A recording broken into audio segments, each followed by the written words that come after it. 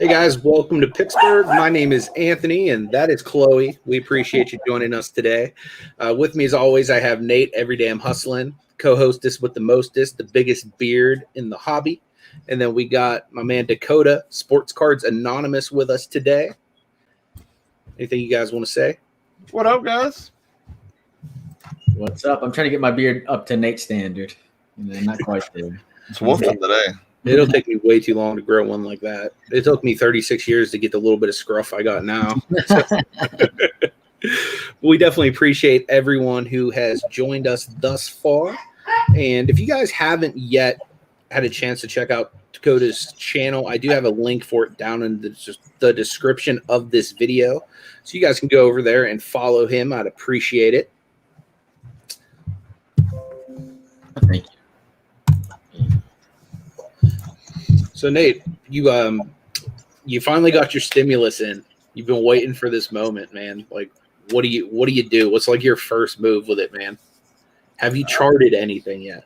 Oh, I've definitely, have been looking at a few things, but haven't pulled the trigger yet. I'm almost like gun shy because the market is kind of stable right now. It hasn't really shifted anything. It's All-Star game is too close, so not a lot of movement from after the break yet. Mm-hmm. Definitely. Yeah. I've been trying to find certain cards at certain values lately, just because, like you said, like I have a little bit of extra money, but just trying to find that right value that makes sense. Like I just, you know what I mean? Everything is just like, I know it's getting ready to move, you know what I mean? And I want to get in before it moves, but I want to make sure I make the right move, going into playoff time, because I know that, going from the bubble last year, man, just seeing the, massive price increases that come on a daily basis, depending on how players are playing, like that's the time you really want to, have those cards that you've been holding for those short-term flips ready to go. So are there any, guys that you are willing to share, either of you, that you've been storing up for playoff time, or, you may consider start picking up? Go ahead, Dakota. Hello, Huddle Card Collection. Thanks for joining. So I think I got a gem here for y'all. Maybe you'll push back, but I have been buying the hell out of Kristaps Porzingis. His cards are down over 50% over the last 3 months. He's been balling out of his mind. They're limiting his minutes, so he's not getting a lot of love in the hobby right now, but they're going to make the playoffs, no question. He drops 25 in a playoff game.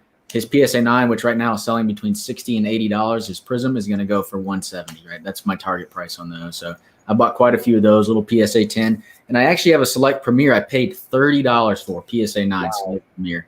Yep. That is awesome, man. Yeah, Kristaps really under the radar right now. Definitely, especially because like there's trade rumors and stuff like that. Not saying that he is going to get traded or anything like that. If he doesn't, he's partnered with Luka Doncic, which is great for his value. And if he does, he might go back to being the number one option, and his prices might even see a little bit more bump because of that. Yep.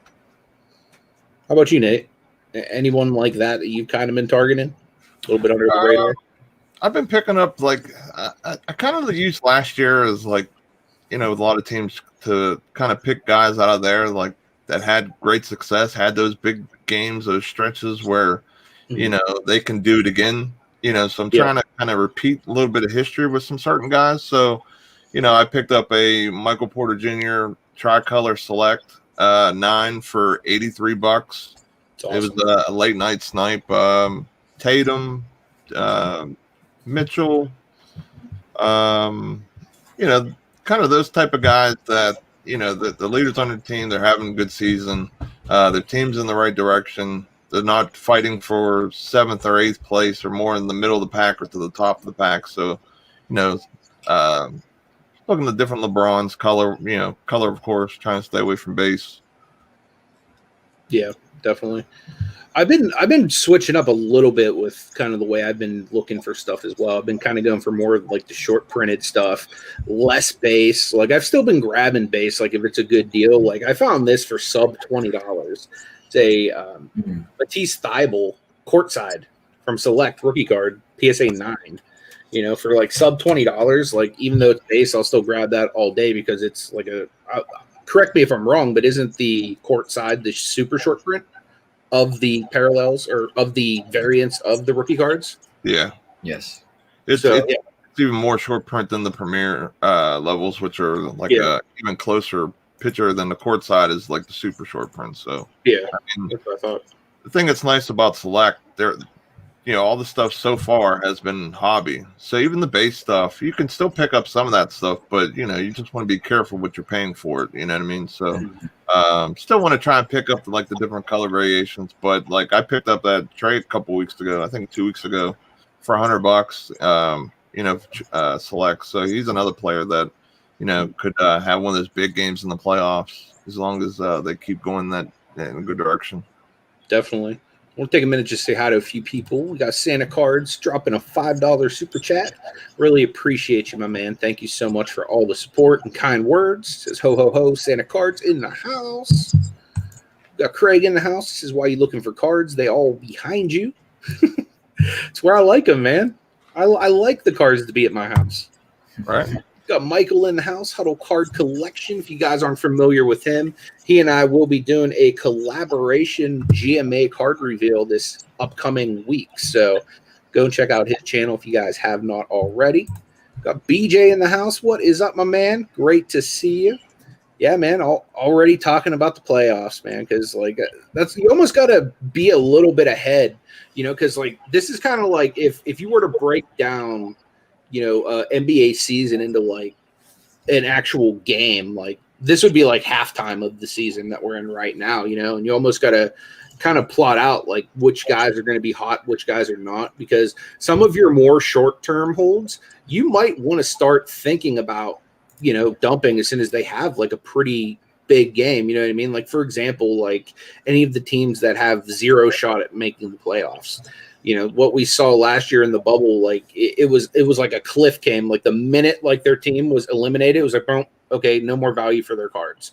You know what I mean? And then the next team would no more value for their cards. You know what I mean? And so on and so forth. So if any of you are in the market to do short-term flips, at least in basketball right now, this is a good time to start identifying which one of those guys are not playoff bound and which one of those guys are, because you'll definitely get a lot more value from the guys that are playoff bound, coming up, especially, a game winner in the playoffs, prices just go nuts. I mean, it happened with Murray and Mitchell last year, and it was just crazy, just the price hikes that we were seeing. Got Paul in the house, Gate City Picker. You guys aren't subscribed to him, make sure you check him out. He is the third part of our auction we do on Sundays. And his link should also be down in the description. Jolie in the house. Good to see you, Jolie. How you doing?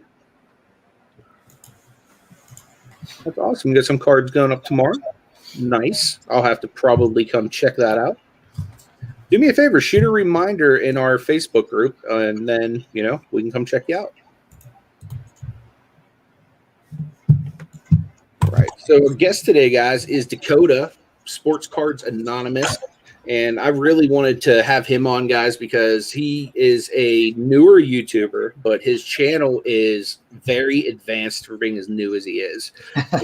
He was just telling me, just 2 months ago, he started his channel. He's already got over 400 subscribers, and I told him, man, I just see his channel as one that's going to eventually blow up because his knowledge is fantastic. Because for me, when I find somebody, obviously personality is important, but the thing that keeps me there is somebody's feeding me good knowledge, and they're making, they're making a lot of sense as far as their pickups and stuff like that. And he's definitely one of those guys, that I would definitely say puts out a lot of good knowledge, and his editing's great for, being as new as he is. I had no idea that he'd only been editing for a few months, because he, I told Nate whenever I first started watching your channel, I was like, oh yeah, this dude edits like we edit. You know what I mean? So yeah, I mean, yeah, I definitely like what you're doing, man.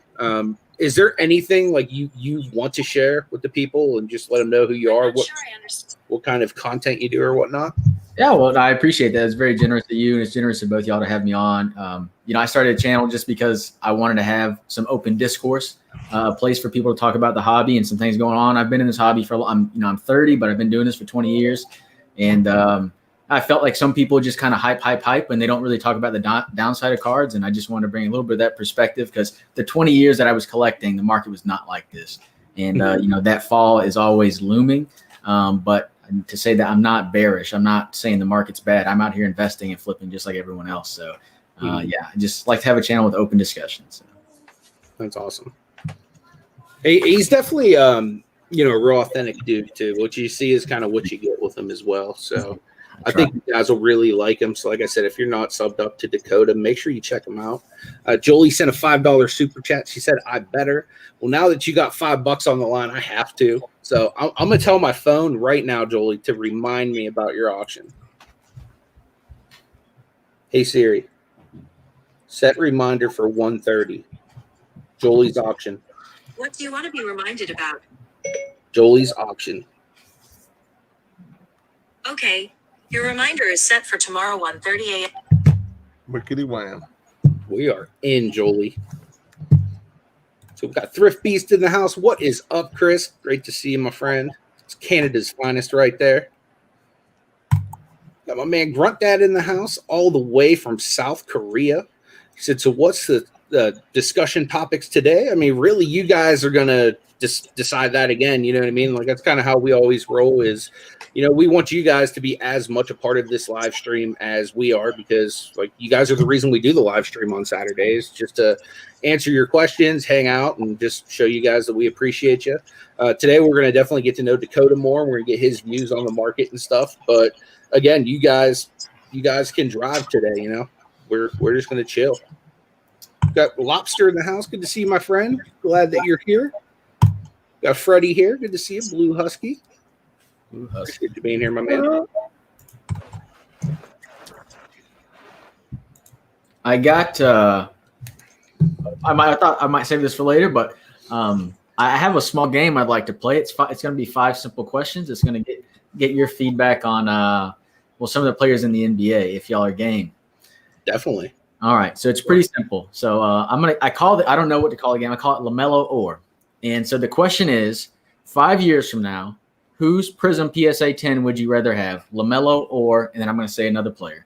And for the most part, I already have the players picked. So for the most part, they're kind of in the same era. So the same pop report or close, right? I didn't want pop report to play too much of an issue in that. So all right, we'll start. We'll maybe an easy one first. LaMelo or Halliburton? LaMelo. All right, let me go to my notes. Yeah, that's what I figured. I'm on that train as well. LaMelo or Ja Morant? Ja.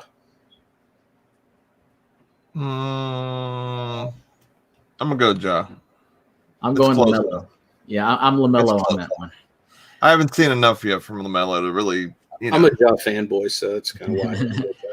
All right, LaMelo or Zion? Zion. I think his upside's way too big not to take Zion. You know what I mean? Like, I think LaMelo has a lot of upside, but I think LaMelo's upside isn't quite Hall of Fame. Like, whereas like Zion, everyone's like, oh yeah, he's like a young Charles Barkley. You know what I mean? Oh man, I don't know.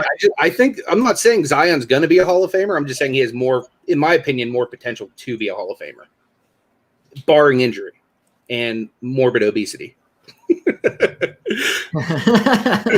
There's a reason I'm not in the Hall of Fame.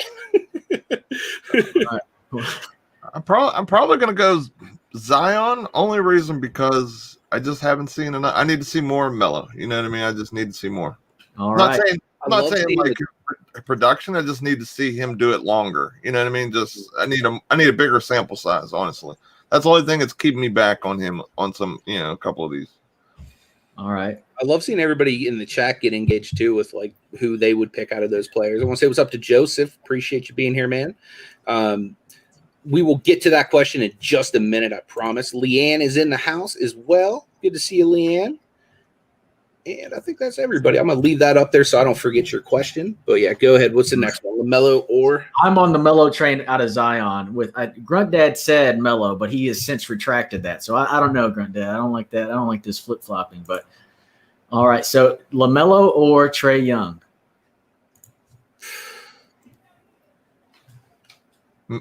Melo. That's a hard one because honestly, like in a couple of years, I basically see Melo and Trae Young basically being paralleled. You know what I mean? Like they're different types of players, but like I consider them to be equal tier. Yeah, BJ, Yeah, probably Melo. Probably. Yeah, Melo.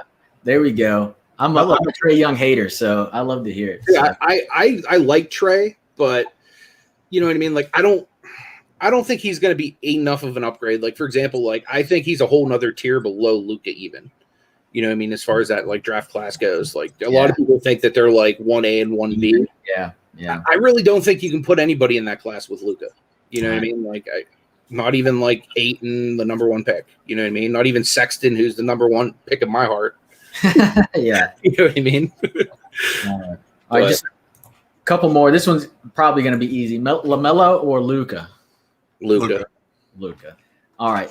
And then I think this is the last one. This is the last one. It's the only one where pop reports are going to come into play. So this pop report, the one that I'm going to say, only has a pop report of 1,000 and a PSA 10.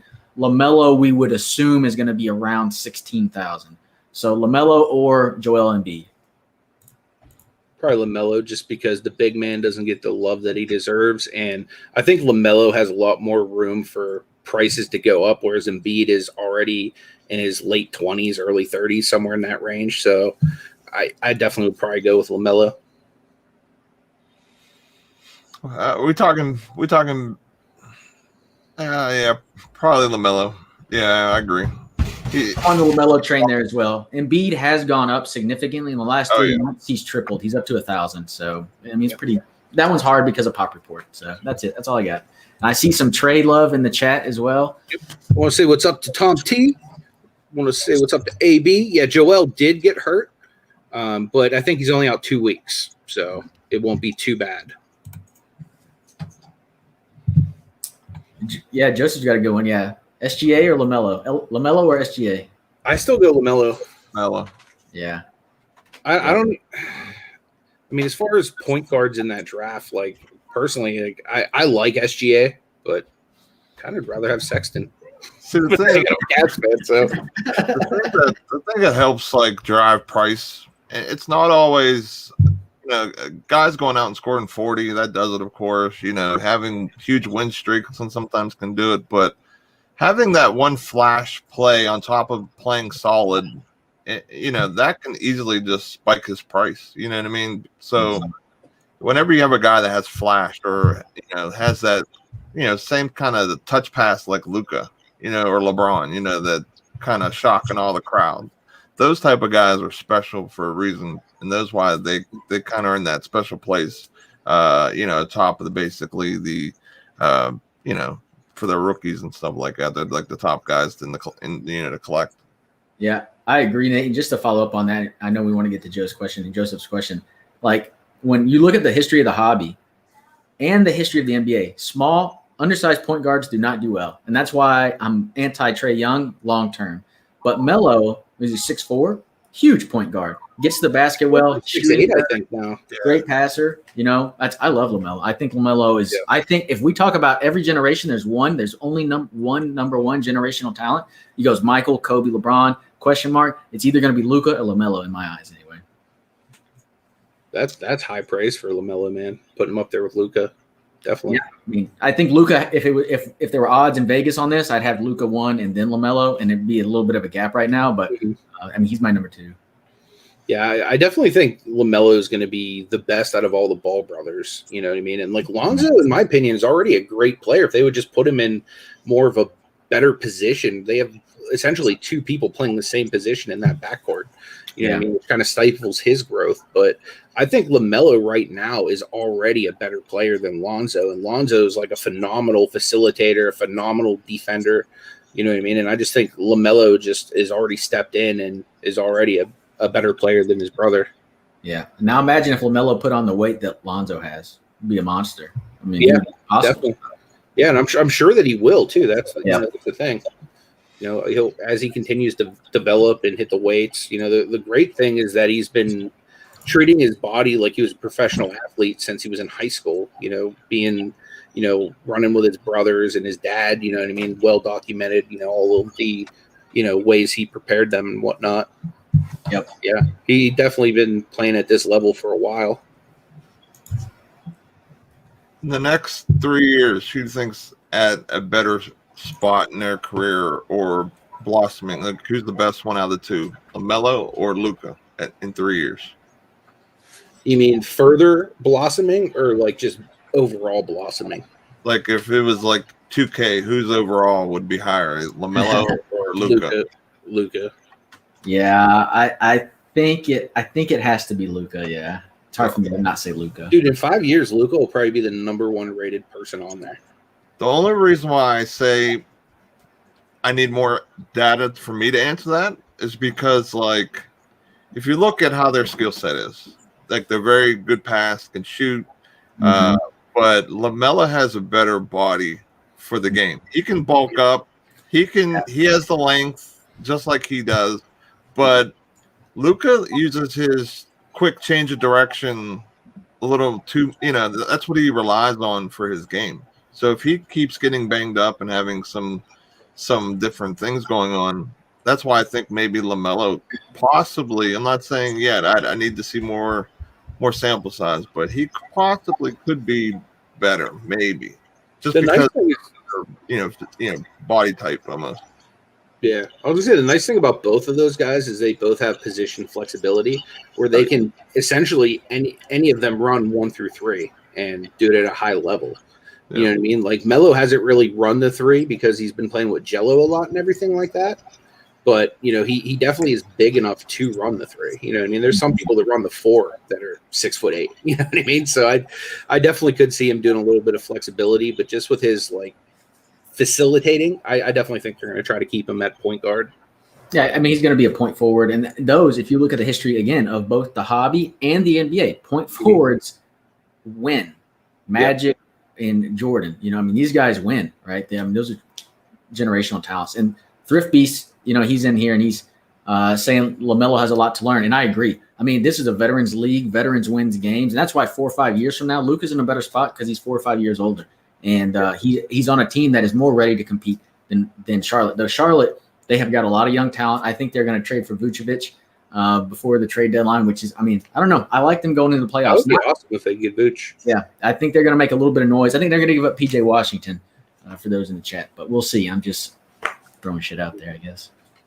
Definitely. That would be a huge upgrade for them because their center position is really awful. And that was one thing that, me and Pittsburgh, of course we talk all the time, and I'm like, man, what about the Hornets? And then I look at their center position, I'm like, man, like, what is going on here? If you're able to, you're able to get rid of, PJ Washington, now you have like a solid 5. You know what I mean? Where now any guy on the court can have that star game or can carry the team. I mean, Devontae Graham's a solid player. You got LaMelo, then the Vucevic from the Magic, and then Malik. He's a decent player too. So yeah, definitely. We'll say what's up to Mr. Well, I guess just Stash now. What up, Stash? Good to see you, my friend. Jacob, good to see you, my friend. Got Spider Zax in the house. Appreciate you being here. Yeah, thanks, Spider. Appreciate that. Appreciate the kind words. Thank you. Yep. And if you guys have not checked out Dakota's channel, Sports Cards Anonymous, like I said, guys, it is in the description of this video. I will try to go grab a link, though, and drop it in the chat there for you guys. Make it a little easier.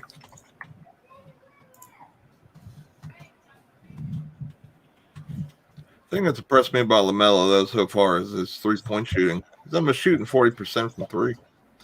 I didn't think he'd be able to shoot, close to that, honestly, especially his first year. Who is that, Melo? Yeah, he's shooting 37.4% so far from 3. Yeah, he's been playing surprisingly well. All right, guys, here's the link. Oh, I just put it. Oh, no problem, man. We both got it. So you guys are double covered. If Ben Simmons could come up with a 3 or a J, like a Kobe Bryant, type of J, he would dominate the game. He wouldn't even need Joel Embiid, to be honest. He could just do it on his own. some guys, and we still need to get back to Joseph's question, but yeah, I just don't understand it. Like every player that comes in the league today, I assume, I don't care how they shot in college, they're going to learn how to shoot a three.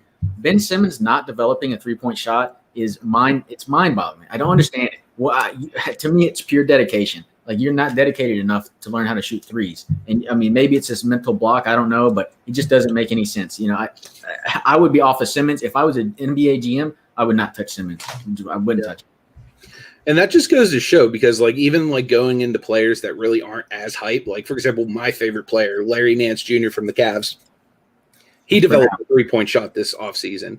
Like me and Nate were playing 2K, and he's like, man, there ain't no way Larry Nance should really be draining these threes. You know what I mean? I'm like, dude, I'm telling you, he's been working on it all offseason, which like really the only reason I know is because I'm obsessed with the Cavs. But then we actually went to the game. Larry Nance drains a three. I turn, I say, I told you, Nate. yeah, that's good.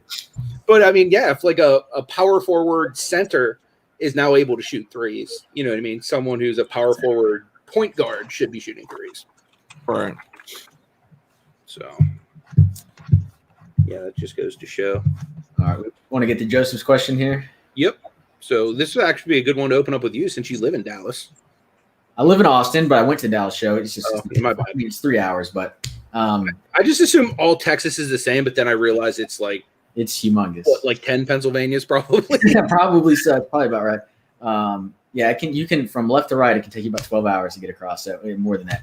But yeah, I'm actually really surprised that I don't know about the Florida shows. I can't speak to that, but for Dallas, the Dallas show is huge. It's amazing. It's in a convention center / hotel, which is good for it because then like even when the show's over, people still hang, they get drinks, they talk. There's still a lot of deals, happening. Awesome. And with alcohol involved too, right? There's a lot of deals happening. Yeah. I can't believe that they're doing back-to-back shows. They're essentially doing 5 to 6 shows in a year. They're doing it every 2 to 3 months, something like that. And I mean, we're talking 300 plus tables at each show. I mean, it's an awesome show. I went in January. It's actually right now. The show's happening right now. I think that's why the question's here. And the next one is in May, the end of May. So it's about 2 months. And I would go, but there's a big show in Houston, which I've gone to since I was a little kid, and that's what I'll be going to instead. But yeah, I think it feels like to me too many shows. I don't know how you go in late January, drop $5,000 on cards, and you're from California, and then you come back again in the middle of March and do it again. I mean, what are you buying in the middle of March? That you can't buy on eBay. What's the purpose of the trip? But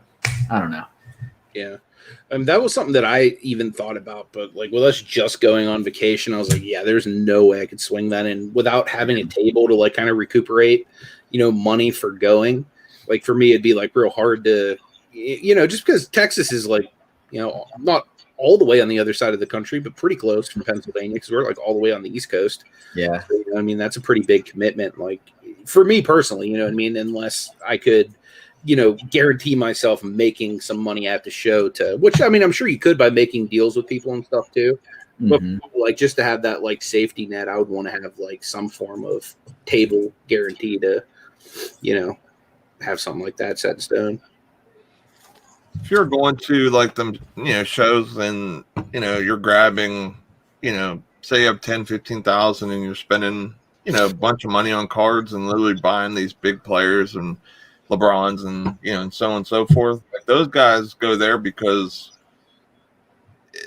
it's a business expense for one, just to fly down. And then you're probably going to get the best price possible in a lot of cards because there's no selling platform fees and taxes and so on and so forth. I mean? It's all, cash. So, those guys, they go down with the purpose of just buying, and then they'll sell them on eBay or Twitter or whatever. And, or like local shows like we have at our local malls and stuff like that. So, that if you go and buy enough cards, or if you go and, buy raw cards to trade or whatever, especially raw cards, man, I've had so many bad issues with eBay, just like getting cards in that are raw. But, if you're basically prospecting and grabbing all these guys early and, all at one time, that makes one of those trips amazing, type of thing. So if you're able to move slabs and make money and you're able to keep doing that like over and over and over again, I mean, you're making great money. You're having a lot of fun because, man, you're in the like epicenter of like the card world, and then you could see, cards go up just from 6 hours at a show to the next day it's down. You know what I mean? It's great stuff like that. So it's something I can't wait to experience when we go to the National. And I think there's a show in Cleveland in May that we hope to go to, and I can't wait. Yep, I already got 2 tickets to that Luka game too in May, so I can't wait for that. Oh, nice. That's gonna be so good, man.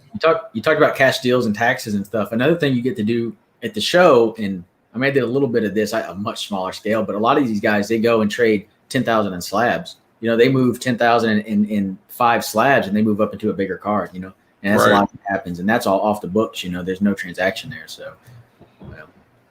Yeah, that's definitely awesome. Especially if you're selling enough, you know what I mean? Because like for me, like going to the National, like the plan there is, okay, like granted, going into it, I didn't realize that PSA was going to have like multiple millions in a backlog. But my thing was like, man, I've sent so many cards out to grade, like with all of these different companies. Yeah. By the time the National rolls along, like I should have several cases just of graded cards. You know what I mean? So like I should be more than fine to go out there and make several $1,000s. You know what I mean? So that's been kind of like my plan. You know what I mean? Just I've been putting most of my money into grading more so than like actually picking stuff up now. Like I'll still pick stuff up whenever I see a good deal or when I have the extra money. But for the most part, I've been trying to like just grade in bulk. So that way eventually I'll be getting like graded cards back like all the time. Yeah. Kind of that's been my goal.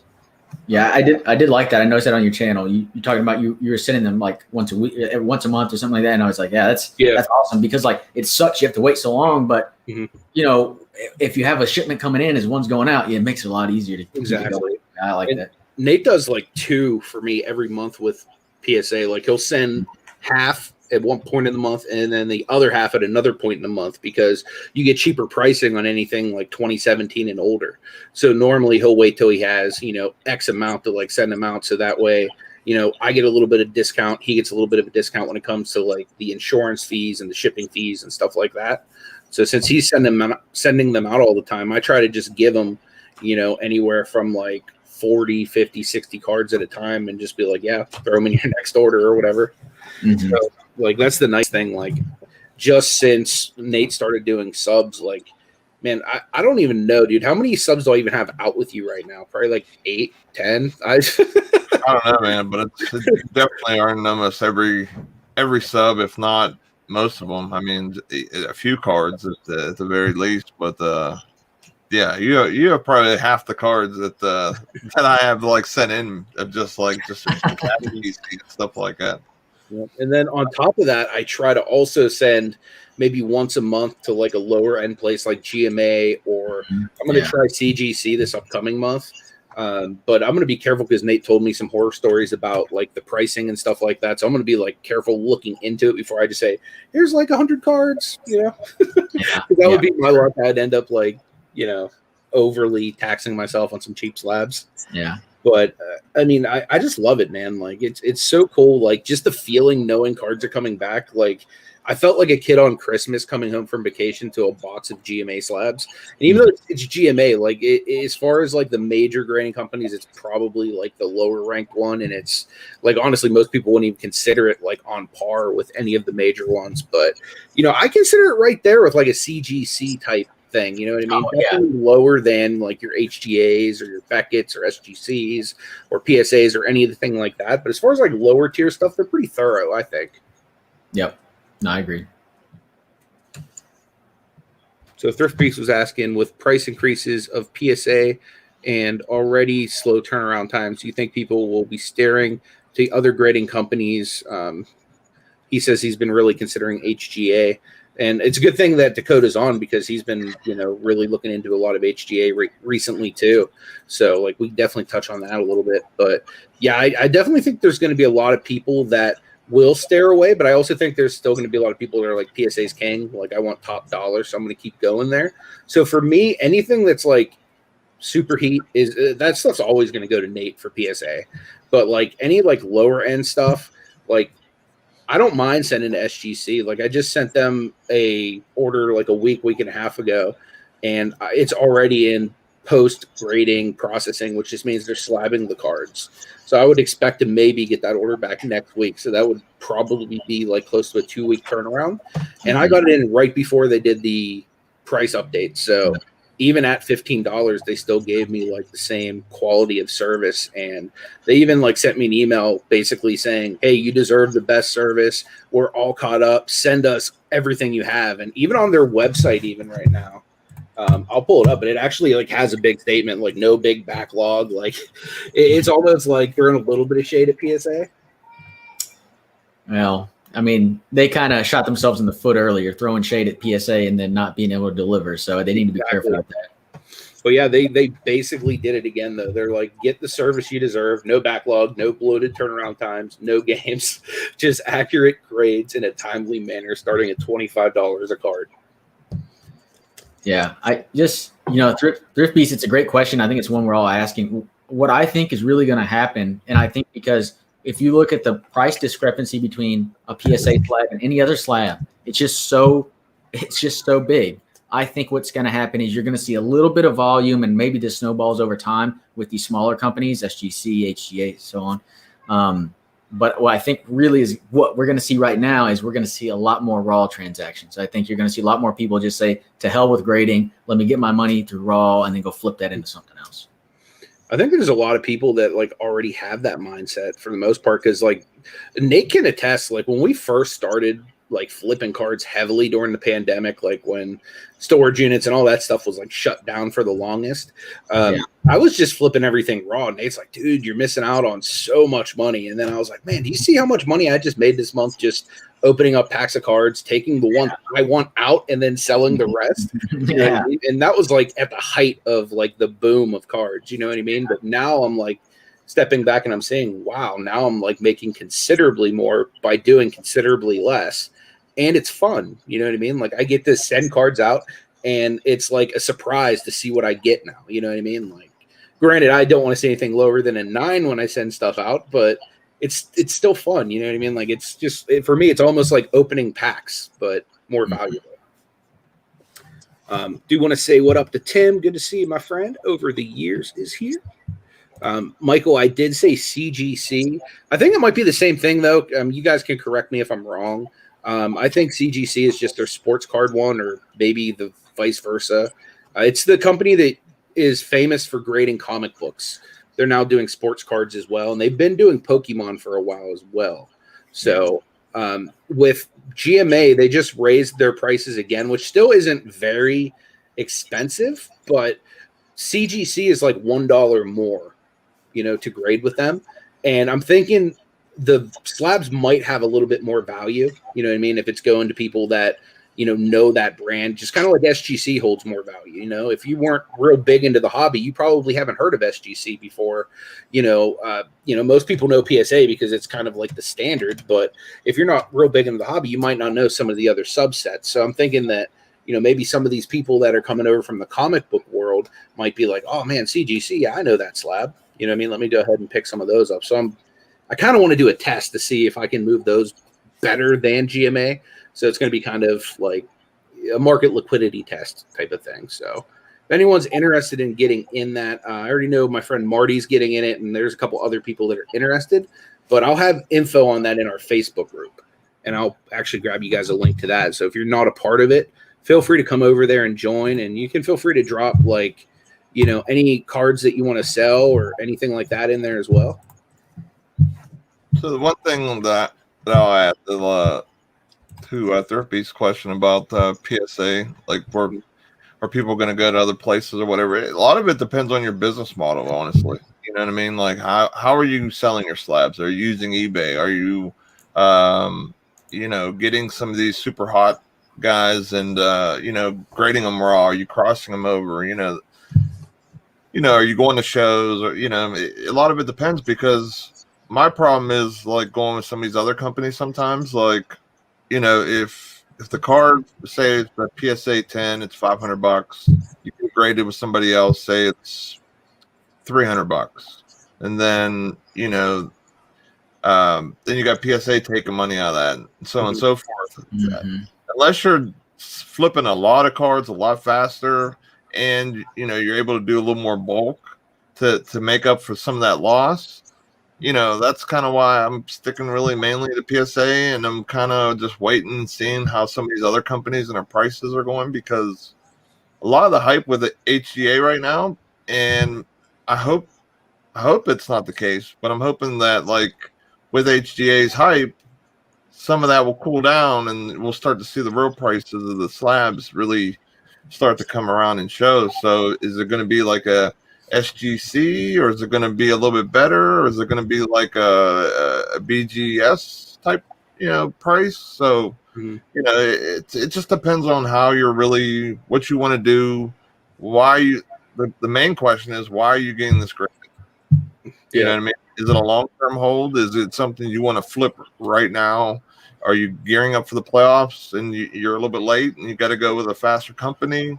Just a lot of that is just a lot of, just thought of how you want to do, this type of thing, or, you know what I mean? Yep. Yeah, and there's no really right or wrong way to do it. You know what I mean? Like, for example, like as far as grading goes, me and Nate, like we have a lot of the same viewpoints, but we don't do a lot of the same things. Like, for example, like he's pretty much all PSA. And he's kind of been that way since the beginning. Like now this might change that for him, but if PSA was still rolling the same prices, I'm pretty sure he would probably just stay exclusively PSA for his cards. But for me, it was like, okay, well, I can get like cards back, in under a month at like a fraction of the price with like GMA. So I'm just going to take a bunch of these cards that literally sell for a couple bucks and make them worth, anywhere from 20 to 50 bucks. You know what I mean? And just quick flip them to eBay or Mercari or wherever the heck somebody will buy them from me. You know what I mean? So that's kind of what I do on all my lower end stuff, because for the most part, that's the only way to get like really good money for those type of cards, because you essentially have to like wad them up and you're still not getting great value. You know what I mean? Like on, for example, like I was going to pull it. Screw it. I'll show you guys a card. You're not going to get much money for a Talon Horton Tucker, but in a slab you might. You know what I mean? Like it's just a hoops base card. But in the slab, it might be worth a little bit more. So it's kind of why I do that. Grunt Dad says he's hoping to get his SGC to order back from October this week. Man, that's rough. I'm guessing probably because you're international, because I had an order with them from December 2nd, and I've already had that back and flipped for a while now. I was very surprised, too, with SGC, because a lot of people told me horror stories going in that their slabs are so hard to sell compared to like PSA or anything like that. Well, I mean, coming from like selling GMA slabs and stuff like that, going into like a full order of SGC, it was like, this was like trying to sell air to somebody who, is getting ready to suffocate. You know what I mean? It's so much easier. Oh, that's funny. Yeah. It was pretty liquid, like from what I noticed. There was another question here about SGC slabs from Third and Long. Mm-hmm. Is there a quick math trick to do SGC 10 compared to PSA 10? What I do, honestly, is I just take about 10% off and list it at that. But, I mean, I don't really know that there's a quick – I mean, if there is, I don't know of it. I normally just, mark mine about 10% less than whatever PSA 10's going for. Yeah. Hey, Third and Long, they asked this on my channel this week sometime, and it's a great question, and it's something I want to do a little bit of research in. It's going to take a little bit of time. I would like to do a video on this maybe over the next couple of weeks. It is going to take some time to do. I would guess an SGC 10 sells for close to half of a PSA 10. Really? I would think so. I'll look up a couple while y'all give your thoughts. Yeah, I list all my stuff high anyway. So, like, if I see the going rate and there isn't an SGC 10, I normally just go PSA 10, because a Beckett 10, in my opinion, like, I hold SGC and Beckett like right on the same level. I know a lot of people really don't yet, just because Beckett's kind of like always been kind of like the hobby's second choice. But I kind of look at SGC and Beckett kind of on the same wavelength. But as far as 10s, like you can't really value a Beckett 10 and an SGC 10 the same, because the Beckett 10 is actually more valuable than the PSA 10. So I've basically just been subtracting 10% off the top of PSA. But I mean, really, like you said, it could be significantly less. But yeah, I mean, so I'm looking at Zion 2019 base Prism rookie right now. SGC 10 sold in the middle of February for $405. According to Card Ladder, That PSA 10 was worth about $600 then, so about 2/3 the price, 67%. Yeah, I was gonna say usually it's like around 20%, and some of that has to do with the population too, because for example, like the Kobe Cyber Metal, I know there's only like 80 PSA 10s or whatever, for example. So if it was graded with the SGC, SGC 10, then because of that population, it would be a little more closer than usual to like a PSA or something like that. But yeah, it just depends, honestly. It really does, guys. Yeah, Depends on the card. And I guess it depends on if the person buying the slab believes in SGC too. Well, yeah, I know. I talk about all the time. Like, I like my PC to be an SGC. I believe they have good grades, and I like the way the cards look. So, like, I want my PC to be in there. But if I'm buying it to flip, I won't touch. It's pure PSA and 9.5 or up BGS. Mm-hmm. Yeah, see, I'm not as like stringent with that. Like, I'm a little bit of like a slab hoe, you know what I mean? Whereas like slab and stuff, and I can get in on it, I'm down. You know what I mean? I'm not gonna deny you the rights to slab my card. But you can't deny PSA is the king. You know what I mean? Like, PSA is 100% where I want my stuff to be. And me and Native even like kind of discussed like a lot of the stuff we bought early on, just trying to get in on stuff and not like, God forbid, like Zion would have like, something tragic happened and he couldn't play basketball anymore. Like, I didn't want to have so much PSA 10 Zion sitting around. Like, I wanted to kind of spread it out. And early on, we like bought a lot of 9s, just trying to like get in the market on some of the guys that were kind of already like out of our ballpark as far as the 10s and stuff went. Yeah, I really feel like the PSA 10 is such a premium in the market. And you even kind of see that with BGS 9.5s going like just a little bit more than a PSA 9 right now.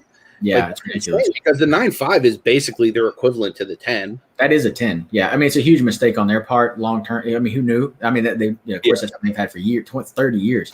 But yeah, it's a huge mistake on their part because people come in, I don't want a 9.5, I want a 10. And they don't realize that. I mean, there are 9.5s out there that are in better condition than PSA 10, I mean, absolutely. A true 9.5. I just bought a Kristaps Hoops rookie, true 9.5 for $30. I was just like, that's a steal. But, people just they don't respect BGS like they do PSA. Yeah. I've actually been looking a lot at BGS lately just for that very reason. Since the fake slabs and just like price raises and everything, because they were actually higher than PSA before PSA even raised their prices.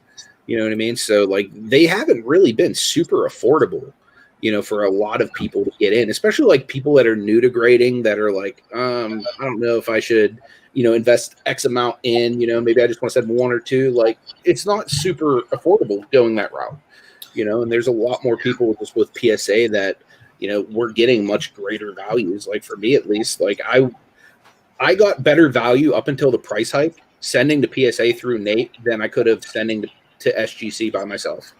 And that's just like group submission rates, and that's just the power of it. So I think because of that, PSA even had more of a stranglehold because they were affordable to like people like me that were maybe just trying to get into grading cards for themselves. You know what I mean? Like, when I first started, I was literally just buying everything graded, and then I had that Damian Lillard that broke my heart, and that's when I started grading everything myself. That's my biggest thing. Like, if you look at everyone's prices, they're about the same. But who brings the best value? PSA. That's why it's so hard for me to like pick someone else different, because look what everyone in the chat. They all have different kind of value points what they're seeing SGC and all these other companies. Like, that's what I love to see is like, where everybody kind of puts stuff, you know what I mean? Because my way of viewing isn't right. Your way isn't right. But again, it's not wrong. You know what I mean? Like, there's no right or wrong way to run your hobby.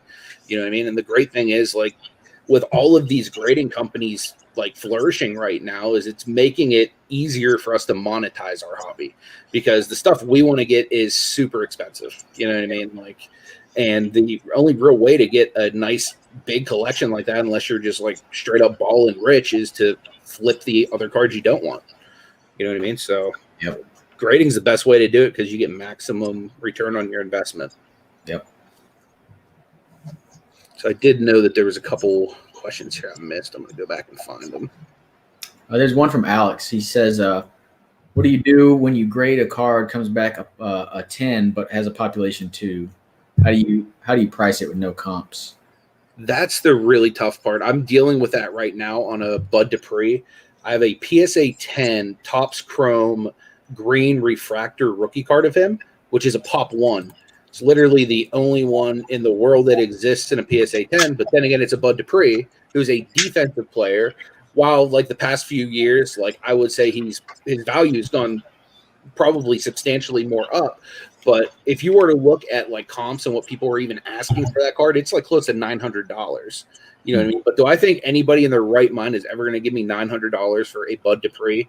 Absolutely not. So for me, what I do on those cards in the beginning, I'll list them high or best offer. So hopefully somebody will come by and be like, oh, I love that Bud Dupree, but I'm not spending $900 on it. Yeah, maybe I'll give Homeboy 6 for it or something like that. You know what I mean? Like, throw it up just in case there's a situation like that. But in my opinion, if it doesn't sell even after that time, you might want to think about doing an auction for it, you know, and just kind of let the market dictate it. But if you're going to do that, wait until like a guy like, for example, like Bud Dupree or whoever your guy is, like something is hot with his, you know, like some momentum in his market again, you know, like if Bud Dupree ends up signing somewhere and gets a huge contract or something like that, then I'm going to be like, all right, it's time to throw this up at auction. But until then, I'm just going to leave it up in eBay right now. It's probably the most expensive thing I have in my eBay store right now. And I'm just going to leave it there. And if it doesn't sell, it doesn't sell. But if somebody wants to offer me like a good bit of money for it, I will 100% take it, especially because the best part about it is I bought that card off of a YouTube auction for $10. The guy was like, oh, Picksburgh, you must like the Steelers. I got this Bud Dupree card that no one wants.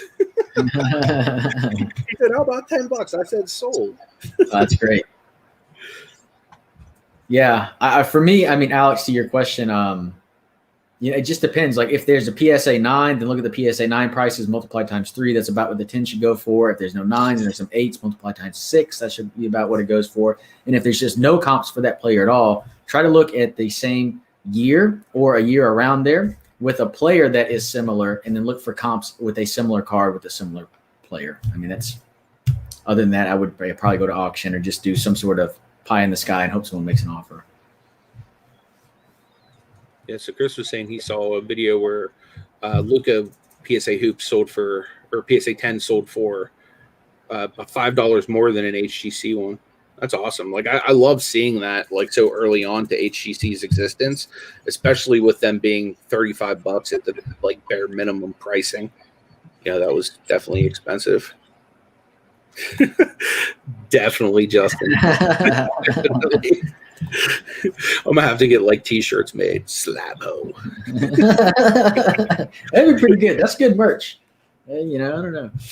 See, the one thing I've started to do, and this was before the price hike, I was starting to get comfortable sending more cards express, and then boom, the next thing you know, they doubled their price. So, you know, now I'd raise that bar of even higher or bigger cards. I would have to start like basically, you know, buying and trading and getting in raw or crossing over, which makes it harder now. You know what I mean? You're getting a little less meat on the bone. But I mean, honestly, with the backlog so bad, you either want to just basically turn, you know, buy enough cards every month to make PSA like almost like a slab meal that of getting high end stuff like 90s inserts and, you know, case hits and stuff that you would, you know, be a little more, you know, rare being in the PSA 10 versus just being raw. So you're getting a lot more value that way.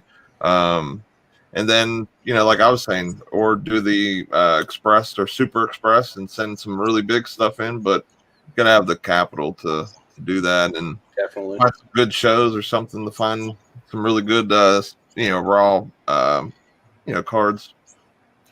Definitely. Yeah, I actually think PSA needs to increase their value pricing again, which may sound outrageous and people probably don't like that in the chat, but you know, when they up their prices and then everyone else ups their prices, if everyone's the same, I'm sending a PSA. So like you can up your prices all you want, I'm still sending to you if everyone else up their prices. So I think PSA needs to up their value probably to $50, and that would stop their backlog, and people would still send because it would be worth it. Yeah, definitely. Well, I mean, the recent price raise, it's enough where you're not sending almost anything. That's where That's true. Yeah. we're at. We were at the point of, I'll pick out a random card in my slab, a Kobe White Donruss. You know what I mean? Like Donruss, Kobe White's a good player, not the highest dollar card in the game right now, but if it's centered and could possibly 10, you're sending it off bulk to get it graded. You know what I mean? So, with the price increase, it pauses some of that type of stuff. Makes people think twice for a little bit. So I think it will help. Yeah. But for the most part, some of these people, they just rip so much product and they just send in everything that they rip. You know what I mean? So it is that like slab mill type mentality because they're opening so much stuff. Yeah, I just kind of saw Sasha T talking about that a little bit. I don't know if it was yesterday's video or the day before. And yeah, he was talking about like that is pretty much why PSA is behind, is the guys that'll literally sit there, like Nate said, and just rip things to shreds and then send in like literally everything. You know what I mean? Like, now there are guys like me that grade cards of their cats, but I don't do that on any kind of great scale. Like there's somebody out there that would literally take a stack of those cat cards and be like, I'm gonna just send them in to get graded because it's only X amount to do it. You know what I mean? So that's the mentality that's keeping the backlog so backlogged, is that people are just grading anything. And it's not just like for PC because I love my cat. You know what I mean? It's just like they think, okay, well, I'm gonna just grade and flip like every hoops rookie this year because hey, Talon Horton Tucker might look good, in preseason, or he might get some minutes or something like that might happen. You know what I mean? But at the very least, the people that are homers, you know what I mean, like the Picksburghs of the world, are still going to buy up all my Cleveland Cavaliers. You know what I mean, for the low starting bid price type thing. So Yeah. I think that's kind of like a lot of the mentality with that. Yeah. So I'm definitely keeping my eye on HGA. I like what they're doing. I like the color choice that they're doing. It gives it a little more flair than just your average, piece of plastic protecting the card. You know what I mean? So, especially in some of the different other, trading cards like Marvel and things like that, like having that slab in a different color, I think it adds value too. But I just need to see it like kind of cool a little bit, or at least like have enough sample size to go, okay, now I feel okay sending, X amount and up cards that, it's because it's going to cost me $35 or $50 a card to do. So, it just kind of guarantees my value, see how good that they're selling and everything. Because that's kind of like what I like to do with a lot of stuff. I just want to make sure I have, a good enough data before I would go do it, or jump into it, because I definitely don't want to have to grade another card again. Especially if you say bulk or something. Especially if you've already graded it once. You know what I mean? Like, that'd be the worst part. Oh yeah. I could definitely think though, like in terms of cards and stuff like that, as far as grading, you would almost think that with new companies like HGA, like for me, coming from somebody who has always been a lifelong video game collector as well. Like when new companies come out with systems and stuff like that, like you don't know that new company is going to be Xbox. It could be like one of these ones that might, produce like less than 100,000 units and then like go away forever. You know what I mean? Yeah. You don't know like if you're really investing, into the right, area right away, because once the system comes out, it's going to be hot and it's going to be selling resale value at a good pace. But like once it kind of cools off, like you said, Nate, you'll get a real picture of, okay, yeah, this company really might be the next Xbox of cards, you know what I mean? Rather than, X, Y, or Z failed company, right, came along. Because they're just like, their slab looks very similar to CSG. I think it was called. Remember I sent that screenshot to you? They do a very similar thing. So why isn't CSG prices like it's HGAs? That's my kind of thinking of it. It's similar. Why isn't, unless that company is just something, is keeping their prices down where people just don't grade with them because of, speed or whatever. I don't know. But, that's the only thing I can, that's why I'm kind of keeping the stance I am right now. Like I'm buying a little more graded than ever. Yeah. And just because I want to have it in house for the playoffs, or if I do buy it raw, it's going to be one of those express, get it back in like 2.5 months, 2 months, hopefully, type thing. So it definitely made me change up my whole kind of focus, my whole game plan of grading and doing different things right now. Definitely. Okay, there's a good analogy. Third and long says it looks like a star stock A might be a good equivalent for SGC 10. Hey, go ahead. I was just gonna say I haven't really dived into star stock as much as I probably should have at this point, but yeah, I would just say third and long, all my star stock A equations, we need to pause on them because with the news essentially coming out, and I put this out on my channel, but they're not going to get the 1 month turnarounds. If you're not going to get a 1 month or 2 month turnaround, then it's significant. That's a significant decrease in value to their grading because it now looks like it could take up to a year. You're going to get normal standard time. So I probably wouldn't grade unless it's high dollar long holds through star stock now. It's a good way of looking into it. Joseph makes a good point. Should do some premium for local sales. Might want to trade into some more liquid. Definitely. If anyone's ever in the area or even not in the area and you want to talk trades or anything like that, that's what we got the Facebook group for. Me and Nate are always down to trade. That's actually our favorite part of going to card shows is getting to meet people and trade stuff, because you might PC guys that we like, but like we're not PCing or we're not really going after hard. And it's nice to be able to kind of, like for example, like Dakota loves football, so if I were to be like, man, like, let's do some trades. I got some quarterbacks, you got some, young basketball players, you know what I mean? Like that would be a thing. Like both of us would be like, man, because I probably collect basketball a little more. I don't want to put words in your mouth, but would you say you collect football a little bit more? As a collector, I'm definitely more into football, but I kind of recently announced that for the rest of the year, I'm not going to buy a single card for my PC. I'm going to focus solely on investing and flipping, and so I've been buying a lot of basketball. I don't know if I'd ever be able to do that. Like, I have so much trouble turning that off. Like, the fact that I have a graded card of my cat says that. Nate sends me this in the middle of the night, and I buy it and grade it. Like, you know what I mean? Like, I have every Windler that has ever been manufactured almost. And I just can't stop myself because I see it and it's like, man, the Cavs. And Alex asked in the chat, he says, do you have any Palomalu cards? And that's probably for you, but I love Palomalu. I've always been a sucker for defensive football players, hard-hitting defensive guys. I loved Palomalu, grew up with them. And when all this buzz started about cards, I went and bought a lot of Palomalu. The best ones I got a 3-color Leaf Rookies and Stars patch numbered to like 15. And I got a select, 2014 select, like numbered to 50 or 40 or something like that. That's the best ones I got. Nothing crazy. Yeah, as far as autos on Palomalu, I don't think I have any auto cards. I have had autos on other items. I don't know if I've shared this on the channel or not, but like other people know. But I used to be a ball boy when I was a kid, like from 2000 to 2003. So his rookie season was my last season ball bowling for the Steelers. Oh, that's cool. So I have had autos from him, but like over the years, I've kind of given away almost all of the stuff I've gotten to like friends, family, people like that. The only thing I really have left that I kept for myself was a game used football that Jerome Bettis rushed for like 140 some yards against Tampa Bay Buccaneers that he signed for me.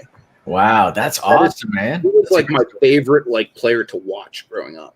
You know what I mean? Like I have other players that I like for like different reasons that weren't like Hall of Fame caliber. So like Bettis always holds that like special place in my heart just because like he was a big dude. I was a big dude. Like growing up, he was kind of like my hero. So, that was the one thing I kept as an autographed game used ball from Bettis. That's awesome. I've seen somebody say that the guy from Burbank Cards said that most of the backlog is Pokemon. If you go on PSA's website, and at the top where it says update, it says updated PSA customer communication center. If you click on that and scroll down like almost most of the way down. Are you able to share that without giving away personal info? Yeah. I just figure that way they'll get like a real example. But I didn't want you to give away any of your account numbers or any of that stuff. So no. Pirates in the house. What up, man? Good to see you. What up? Appreciate you being here. So when you go on PSA's website, you click right here, and you scroll down a little while until you see completed through dates.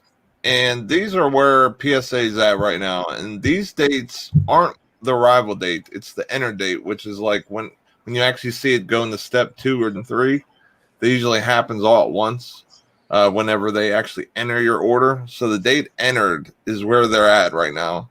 And for example, my express order, they opened that, I think it was February 12th. So they're about a little under a month behind till I probably get that back, unless they catch up. So I've seen this jump like 3 days ahead every once in a while. So they look like they're making a little bit of progress. But if you look right here, it's TCG, July 10th. That is one of the, other than regular, which I don't know what would regular be. There's so many different things with them. Economy would be the 20-day. So I guess this would be, I don't know.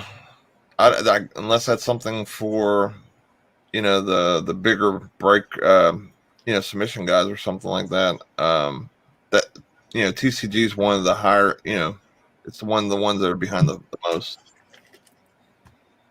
So that is pretty true. But all the other stuff, like their Express, Super Express, and Walkthrough, they're all the way, like, basically completed up to. The crazy thing, too, just like BJ said, Pokemon, seriously, like, I would have thought that, too. But then, like, as I was doing, like, research just for videos and stuff, like, I found out that Pokemon's, like, the #1 selling trading card, bar none, on eBay, like, even above basketball cards and stuff. So, yeah, I can believe that, man. Like, there's such an avid fan base to Pokemon, and yeah, I can imagine just with the boom of cards and so many people getting back into Pokemon, just like so many people got back into sports cards, just this past year. I can imagine there'd be quite the backlog there. You figure like a lot of those cards, a lot of people played them. They're in the sleeves, the protective sleeves, like the game sleeves.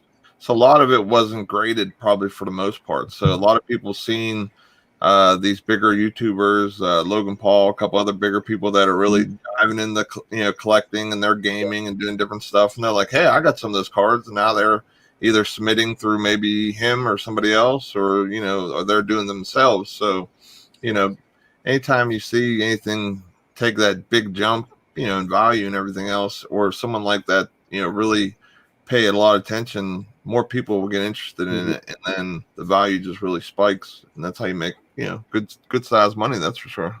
Definitely, completely agree. We'll see what's up to Leo. Appreciate you being here, my man. Third and Long wants to know what's a good site to find local card shows. For me, I just Google it. But what I found, local stuff is always best to do word of mouth. In our area, a lot of the local card shows are run by like OGs in the hobby. You know what I mean? Guys that, have been doing this for a long time, like guys that probably don't even own smartphones for the most part. You know what I mean? So for that, a lot of them aren't very well advertised for the most part. So what I try to do is any that I find, like every time I go to the LCSs in the area, I always say, hey, do you know of any decent shows that are coming up? Just because obviously if they have a brick and mortar shop, they probably have a little bit more of their finger on the pulse locally than I do. So I always ask around at the LCSs. But I will Google stuff, and anything I find, I always put in our Facebook group, just to let anyone local to our area, because I always check Pennsylvania, West Virginia, and Ohio, because I could very easily get to any of those locations within a couple hours. So if it's within a couple hours drive, you know what I mean? Like I'm all down to go to some card shows. Okay. But I mean, have you found any other ways, like locally, at least in our area, Nate? There's that site that Paul gave us. Let me see if I can pull it up. And then there's a guy either on Twitter or Instagram. Right. Or not Paul. Brad was telling us about that last week. It's like Card Show Connector or something. Yeah, it was on Instagram. So I went and followed them. Mm-hmm. Yeah, I followed them the other day, but I just was trying to. I think it's on Instagram because I don't think it's on Twitter because I just tried looking it up, unless I spelled it wrong or something. Oh, that's awesome, Leo. Yeah, the nice thing about the mall shows that me and Nate have been going to is the guy that does them. Thought I had it handy here, but he has like little, uh, cardstock handouts that you can pick up there that have every single one of his shows for the year that he runs, and he does shows in Ohio and in Pennsylvania. So it's like every other month. If he's not in Pennsylvania, he's in Ohio, and vice versa. So I believe this upcoming month he's coming back to PA because they were just in Youngstown last week. I just threw the link in. I think that's the one Paul showed me. Awesome. Thanks, man. Sports Collectors Digest. Does anyone have any specific questions for Dakota? If so, just feel free to throw them in the chat. If not, no big deal. And just following up on third and long, I would say Google, like Anthony said, LCS website, LCS owner. That's the only place I know to go get this stuff. Yeah. So BJ was saying, so being around the community for about 3 months and collecting for 40 years, it looks like raw cards are bought to collect, and the whole grading thing is bringing value for flipping. Yeah, I would say that's pretty accurate in my opinion. You know what I mean? Like, because really the only reason I would even grade a PC card for the most part, well, I mean, some of them are just cool to have slabs, obviously, but for the most part, the only reason I would really grade a card that I plan to keep would be like long-term, value, so that my wife or my children one day would have a piece of, like an asset. You know what I mean? Like the way I look at graded cards is almost like gold bricks if you have the right ones. You know what I mean? But the problem is you don't get the right one, and the plastic might be worth more than the actual card eventually. Yeah. Now, I would say someone who's been a collector for 20 years and is getting more into the investing game now, BJ, I guess I think I disagree. I don't know. For 20 years, I didn't like anything in slabs. I didn't want anything to do with slabs. I didn't have a way to hold slabs. Nothing fit slabs. I didn't want it. Over the last 18 months or so, though, I've kind of fallen in love with slabs, and I like having SGC slabs specifically in my collection. So if I have a card that I know is my PC card for life, it's going to SGC, put it in a slab. It's safe. It's secure. I never have to worry about it again, and it looks good on the shelves. Yeah, I could definitely say that because, I really believe that slabs are just going to become like something to floss with eventually too. You know what I mean? Like back in the day, if you had a pager and you were all out like, yeah, man, I got that new pager. You know what I mean? Like, I don't know about you, but like, I just kind of feel like a baller having like stacks of slabs in front of me. Like, yeah, just sitting here. And it makes me feel good about myself having these on my desk.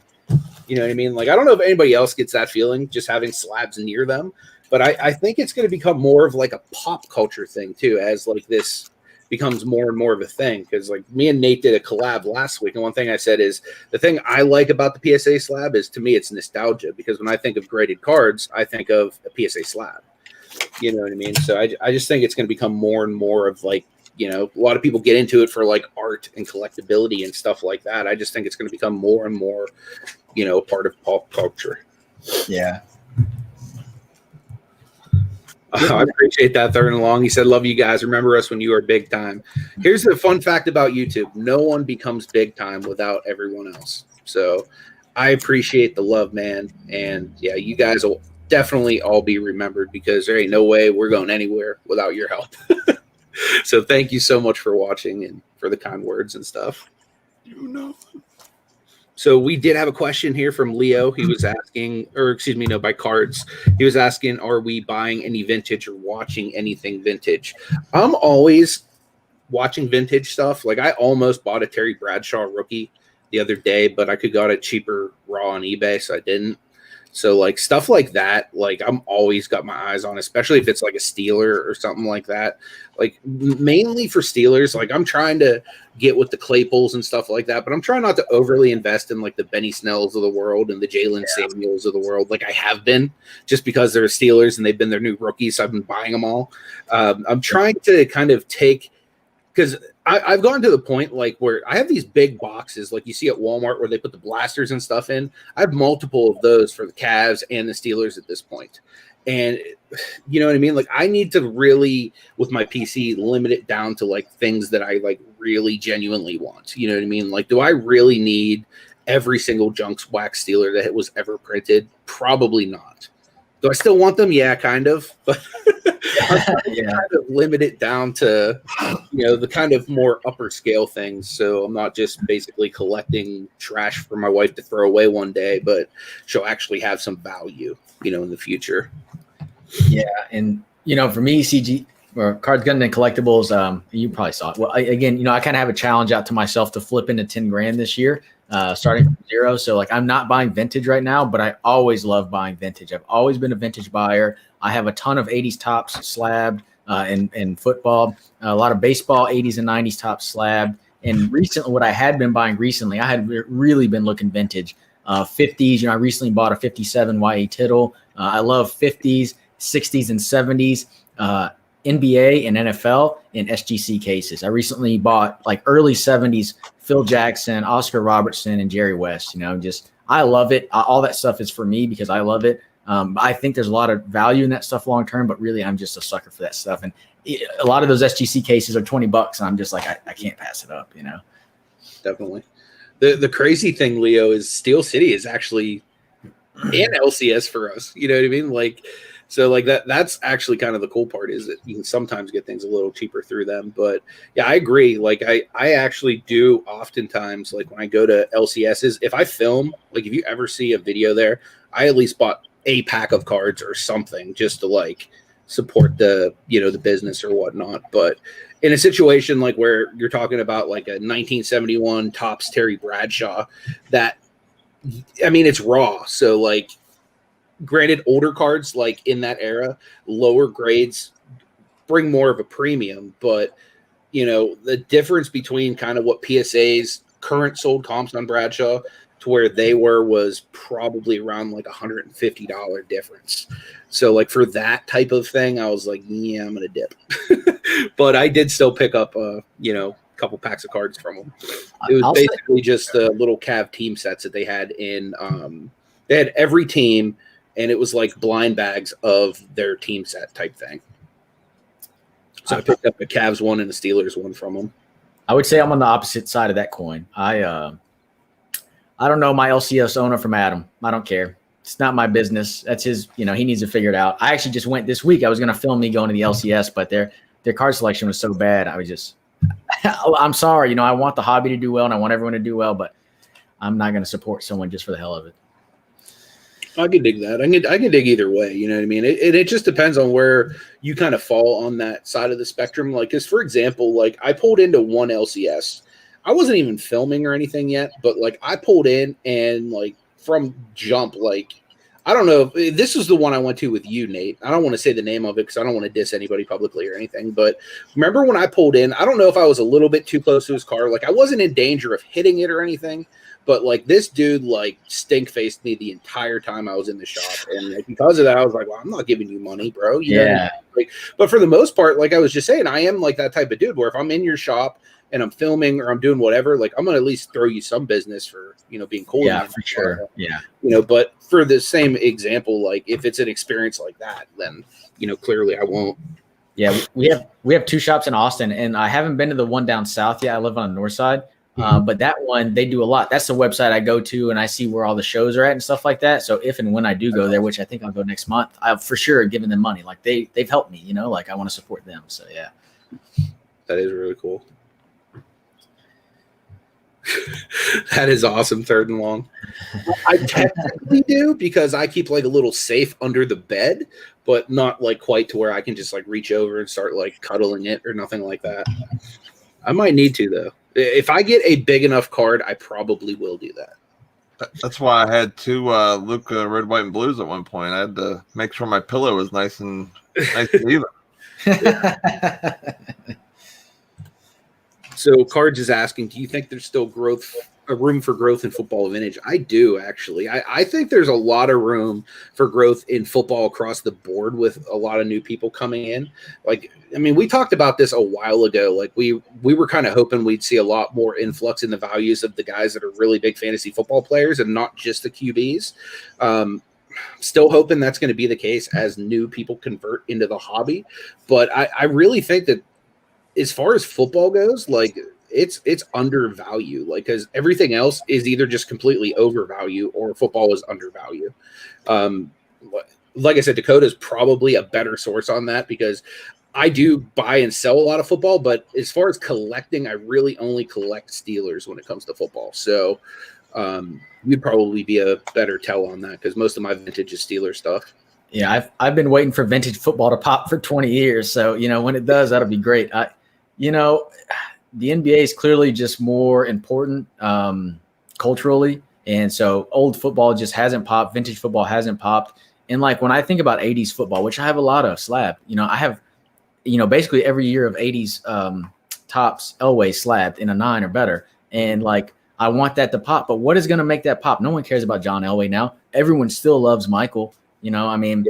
I think there is room in vintage football to pop, but I just don't know what is going to be the catalyst for that to happen, right? Once it does, it'll be ginormous. If it does pop, it'll go up 10x. It'll be wild, but it has to happen for it to happen, right? So definitely. We could see something like how in the modern with the NBA went when the vintage went crazy, where the modern took a little bit of took a pretty good dive, and then everything else went up because the vintage stuff was so undervalued. For example, like running backs, like modern running backs are very hard to have 9, 10, 12 year, careers. If you look at the vintage running backs and stuff like that, those guys who, the Jerome Bettises and, even Barry Sanders, Emmitt Smith. Yeah, like the goats of that type of stuff. Those guys should see a lot of growth because you don't see those guys playing like that anymore. Especially like in the Emmitt Smith days and past. Like that was towards the end of when we seen guys play like that. Yeah, and we saw football dipped in late January, February, whatever. We did see 89 score took a huge hit spike, which is Barry Sanders and Troy Aikman. It went up considerably and. Personally, some running backs, Walter Payton gets some love, Barry Sanders gets some love, and I've been buying Marshall Faulk. It's not a name, but again, who cares? No one cares about Marshall Faulk. So, we could even go back in quarterbacks and say, what would cause them to be popular again? Dan Marino, John Elway, Kurt Warner, Troy Aikman. Like, what's going to do it? Troy Aikman's on TV every Sunday in the fall, and still his cards haven't really popped. So, I don't know what it's going to take. Yeah, it's a tough one, especially because. Well, I can't speak for you, but I know most of the vintage, whenever I used to collect football back in the day, like when I collected all football, like most of that stuff is my era junk wax. You know what I mean? Like, granted, what we've seen in basketball right now is like the short printed inserts and rookies and stuff like that are starting to erupt in that era. But as far as like football, like when I think of the value of like, say, a Dan Marino rookie card compared to like what it was when I bought it as a kid, I'm not really seeing that big of a price jump as it should be. You know what I mean? Yes. Yeah, I've talked about this. And again, when I talked about, why I started my channel, this exact thing was part of it is like people just talk about like these cards are going to go up in perpetuity. But that's not going to I remember Emmett broke the rushing record and his rookie card raw was $120. Well, it's cheaper than that today. So cards don't go up over time. It's not a given. It's not a guarantee. And, I just damp down the flames there. And I just don't want to see a lot of people who are new to the hobby just lose a ton of money because Gary Vee or whoever told them it's just going to keep going up, Yeah. So, yeah. Yeah, I feel the same way, man, because like my personal collection, man, like I go through it and I'm like, man, I have so many cards that I bought into, like, and I was just talking with my buddy Marty about it the other day because we came across a Fred Taylor card that we both bought off this guy back in the day. At a flea market, and I remember paying this guy like $30 some for the rookie card, and like that was in the 90s, like late 90s, where prices of stuff was a lot cheaper back then. Yeah, so imagine what that would be in 2021 prices. But I remember spending that on the Fred Taylor. I can even sell that same card now on eBay for $2. That exact same Fred Taylor rookie card. It's wild. Yeah, it's just crazy to see this type of stuff. And Fred Taylor had a really good career, in my opinion. 10,000 yards, I think. Yeah, he was a great running back.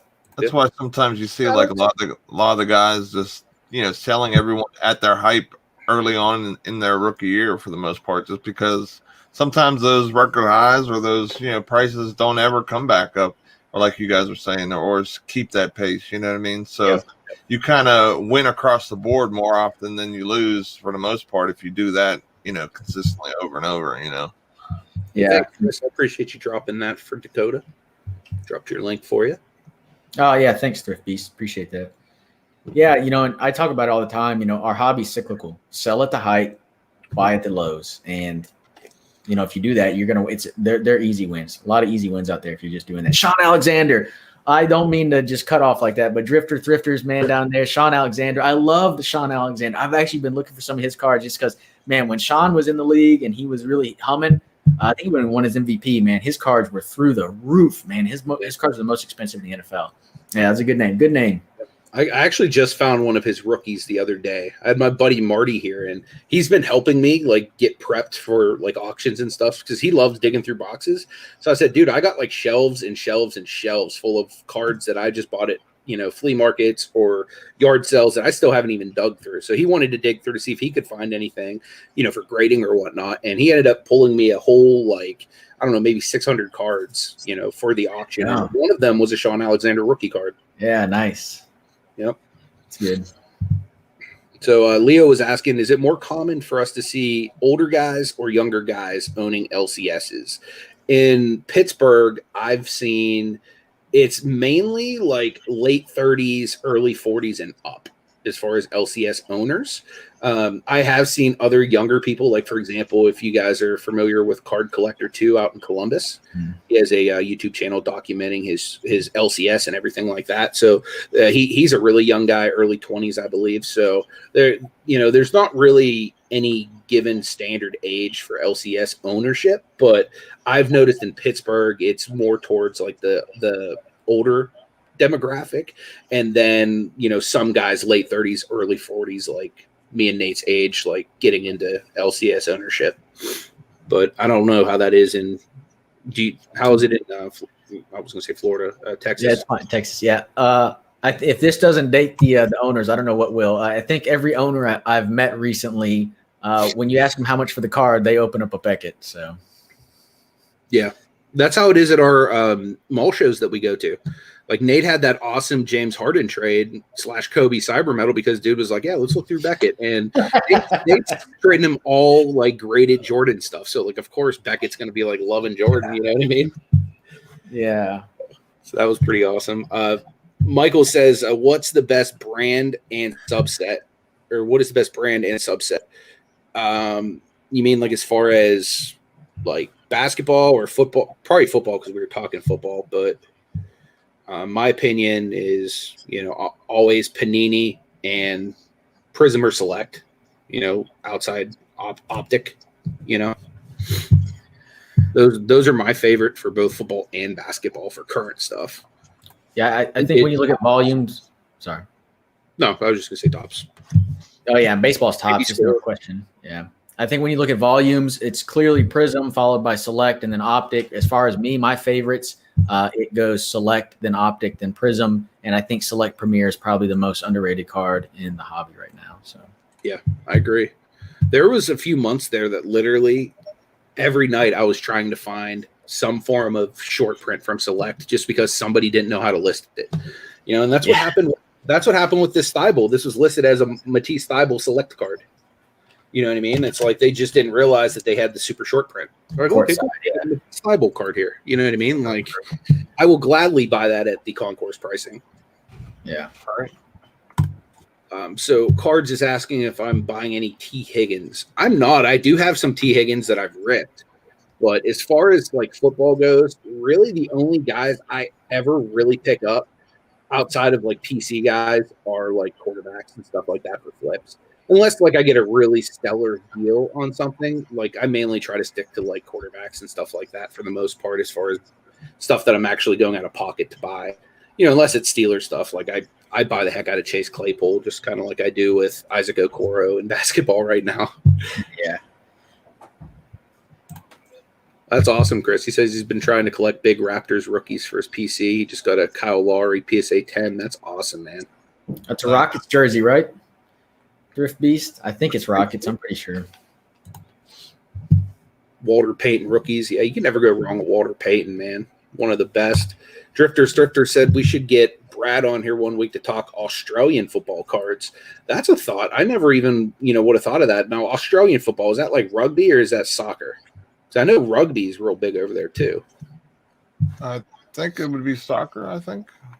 I never know, you know what I mean? Because like even rugby looks like football, you know what I mean? Just a little bit different. But yeah, that would be cool. Yeah, we actually way back when me and Nate were doing a different morning show called, I think, was it Entrepreneurs we had Brad on? Pretty sure. Yeah, I think so. We had him on for an interview about eBay in Australia once. It was pretty cool. That's awesome, man. Yeah, man, that's another guy that I was like kind of a little bit butthurt about his like rookie prices, Marshall Faulk. Yep. You know what I mean? Like that's why I don't let myself collect football outside of the Steelers. Like I just can't deny myself Pittsburgh Steelers stuff, but it bothers me that a guy like Marshall Faulk, one of the best running backs to ever step on a field, like you can get his cards for peanuts. You know what I mean? Like, and then Jared Stidham, you know what I mean? Like, or a quarterback on par with that is like considerably more than a Hall of Fame player. Yeah, multiples more. Yeah, it's wild. It just as like an investor, it offends me.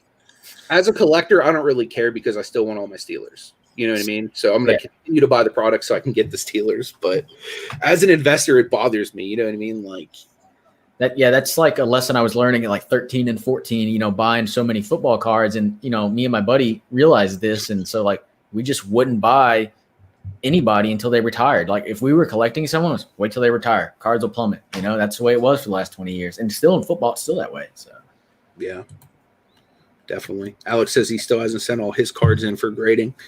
Definitely, man. You definitely got to get in on that for these prices keep going up. All right. Yeah, they're definitely still some value though. If you got the right cards. Yeah, you definitely got to be a lot more picky now, Alex. That's for sure. That's a good piece of advice, Larry. Buy on the rumor, sell on the news. Yeah. Heck yeah. I think it's crazy is Marshall Faulk was like such a trendsetter, man. Like he changed the running back position. And like you guys said, his prices are just, you think it would be at all-time highs because of that. Yep. B, this is actually the one of the places I was talking about that had a younger guy too, Kells over in Bridgeville. He's like probably right around me and Nate's age. He actually kind of like low-key reminds me of Nate a little bit. He hasn't got quite the burly beard like Nate, but he reminds me a little bit about you, Nate. You need to go meet Kel. He has great bargain boxes. Like literally everywhere you look in his shop is like deep bargain boxes to just dig through for days. I love it. I'm gonna have to go up there and check it out. So Cards wants to know, are LCS getting love from distributors as far as wax go? I don't believe they're getting the kind of love that we would think they would. Like, for example, like getting the type of stuff like retail type stuff, like we'd see at the Walmarts, Targets, Myers, or wherever type places you have near you. They don't get that type of love. Like that type of love is reserved for like the major retailers. And I only know that because I've been trying to get boxes and stuff from Panini and by MJ Holdings before with my business LLC and everything like that. And unless you're like a big box store, they won't like deal with you on a retail level.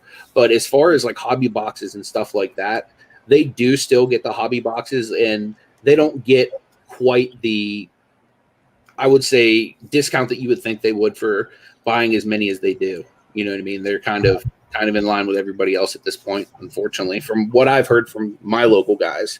Now, if, some other shops, like maybe really big shops, like, for example, Steel City, that's still closed to the public. So, like, I can't go into Steel City and hang out and buy cards right now. But other shops, for example, like the smaller mom and pops type shops around Pittsburgh, you can go into those all day, every day, and they haven't seen any kind of special love or anything like that from Panini or Topps or any of that stuff, at least in my area. I think a lot of them are locked in because they've been in business, multiple years. And, some places, that were newer were lucky and able to get some product, but I know a lot of it is very far and in between. So like a lot of them will, go to Walmarts and Targets and, kind of do it that way just to get more product actually. Mm-hmm. Definitely. So Grunt Dad saying Kyle, the Dallas card shop show owner, is 50 to 60, but everyone on his management team is in their 20s. Yeah, that's pretty cool. I've seen a lot of young guys working at card shops, which would make sense because if you have to go out and work, when you want to do something you love, you know what I mean? Like that's the way I look at it. You know what I mean? Like if I have to do something for X amount of time per day, like make it something cool. You know what I mean? So like I could definitely get down with that. Oh man. Drifter said he traded half of his basketball collection 2 years ago on a new box of Transformers. So many Kobe rookies. Yeah, man, my mom is still looking for my binder of Kobe's. I was such a Kobe Bryant fanboy, like his first few years in the league, that I literally collected all of his cards. Like, the one of him with like the sunglasses on his head like this? I had like 2 or 3 pages just of that card. Oh, man. And like this entire binder was nothing but Kobe Bryant. He was like one of the players that I was like loving. It was him. I had a binder of Shaq like that. I had a Jordan like that. But I'm pretty sure I sold most of my others. Kobe was one that I like held on to because he was like one of my favorite players like of all time. So like my mom is like on the hunt for that binder. I was like, Mom, like if you find that binder, it probably easily has $10,000 on it. Like I would be surprised if it doesn't, because most of those cards were like either pulled out of packs or, because back in the day, cards weren't that expensive. Like you can go to Kmart and buy boxes for like under $20, and those were like hobby sized boxes today. You know what I mean? It wasn't like your megas or your blasters or like the things we get now. We got like hobby sized boxes for the price of that back in the 90s.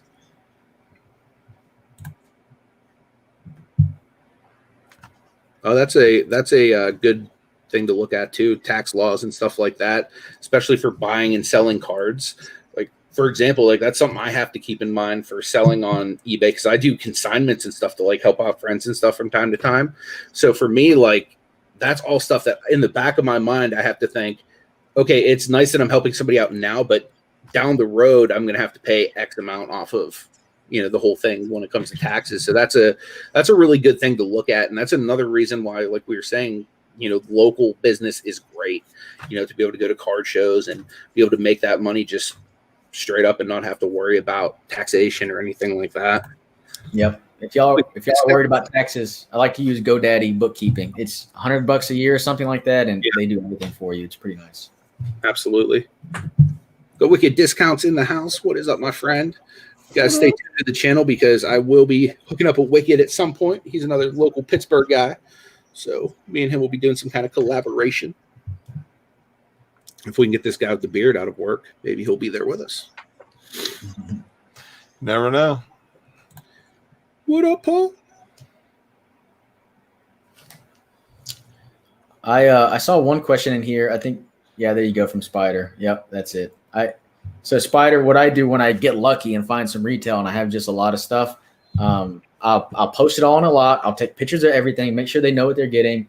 And what I'll do is I'll find 1 or 2 good cards or inserts, right? So like, say I open some Prism and some Illusions, and in the Prisms I got Mahomes. I'll put the Mahomes in the lot so that I can put Mahomes in the title. But I also have the shitty silver Prism that I ripped from my Prism pack, have it in there so it'll say Mahomes and it'll say silver. A lot of buzzwords in there. And honestly, usually, especially for hot sets, like you can get pretty solid money.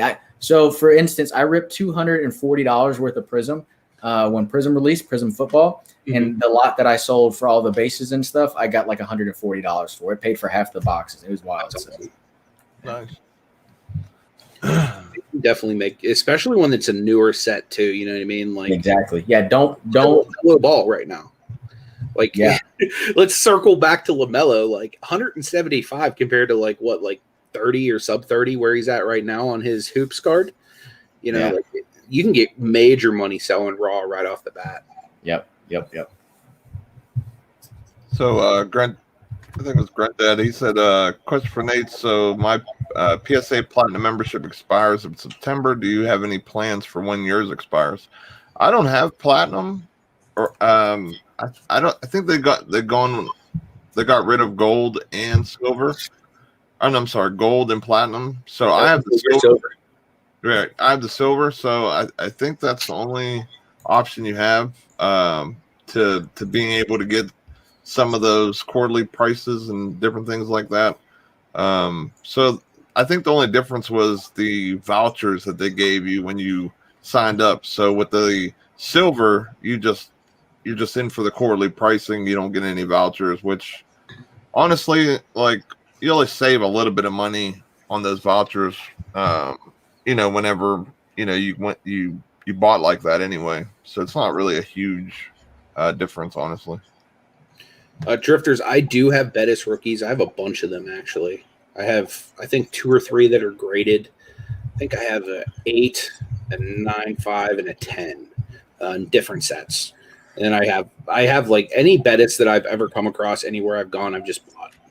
The thing that sucks about my Steelers and Cavs PC right now is I feel like I'm buying some cards more than once.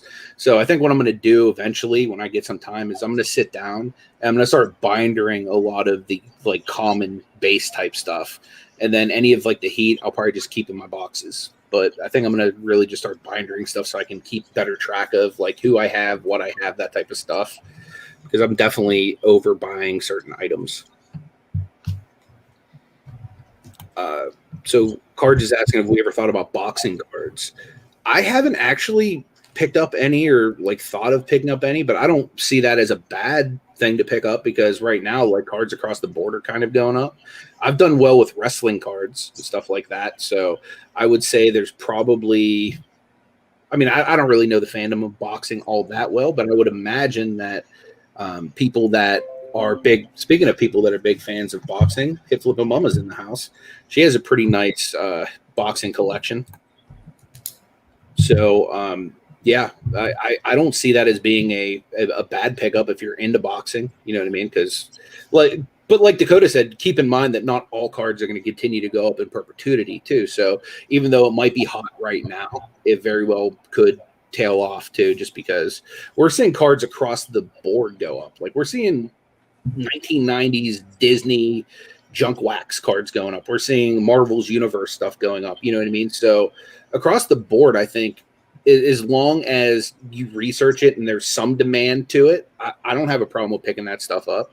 You know what I mean? Like right now, Yo MTV rap stuff is going crazy. I remember a few years ago, basically giving that stuff away for a nickel a piece at the flea market. You know what I mean? Because it didn't have any value. But now people are grading that stuff. So, I mean, really, you can't go wrong getting goats in any specific type of sport because there's a market for everything. It just might not be as big as some of the other markets. That's the thing. Like the market can change at any given time. You know what I mean? And it can be for any rhyme or reason. You know what I mean? Just getting enough people to, want to have the market go up, or you see these people grabbing a bunch of raw or graded stuff already, and then next kind of snowballs. But the mountain or the wave can be short-lived or it can never happen. So I mean, depending on what it is, if you like the sport, or if you like wrestling cards or whatever, it could be. If you buy early, it's not a horrible buy because then you at least like the stuff. You know what I mean? So if it is a total loss and you spent maybe $60 on a set or whatever the case may be, you didn't lose your pants, paying $1,000, $2,000 when it's already, hot already. And then it just suddenly cools off by the time it gets shipped. That can happen. So, buying early is never a bad thing. You know what I mean? If you're doing good enough and you're, buying in on some of these guys, you're cashing out right now and you got a little extra money you just want to take a little bit of a chance with, go ahead and do some of that stuff. Because I mean, honestly, it's your profit, so it's not gonna kill your bottom line. Yeah, definitely. Yeah, I would just say, any card you're looking at buying, if you're speculating on it, just imagine that you bought it now and it's going to be $0 tomorrow. How upset are you going to be? And if you can't handle it, don't buy it. Mm-hmm. Definitely. So Grunt Dad was asking, what are our thoughts on parallels? Would you rather go after number or parallel, specifically like T-Mall or UK Topps Edition, Gold Star, that kind of stuff? For me, it's kind of like both and, to be honest with you. For example, like Prism and stuff like that. like it's so much easier to just grab like a red, white, and blue, or a green, or a silver, or just any kind of parallel. You know what I mean? So for me, like obviously numbered stuff is always going to be the best, just because it's limited already to whatever that number is, and then once you grade it, that's when you're getting into the pop 1, pop 2, maybe for the longest type of situation there. But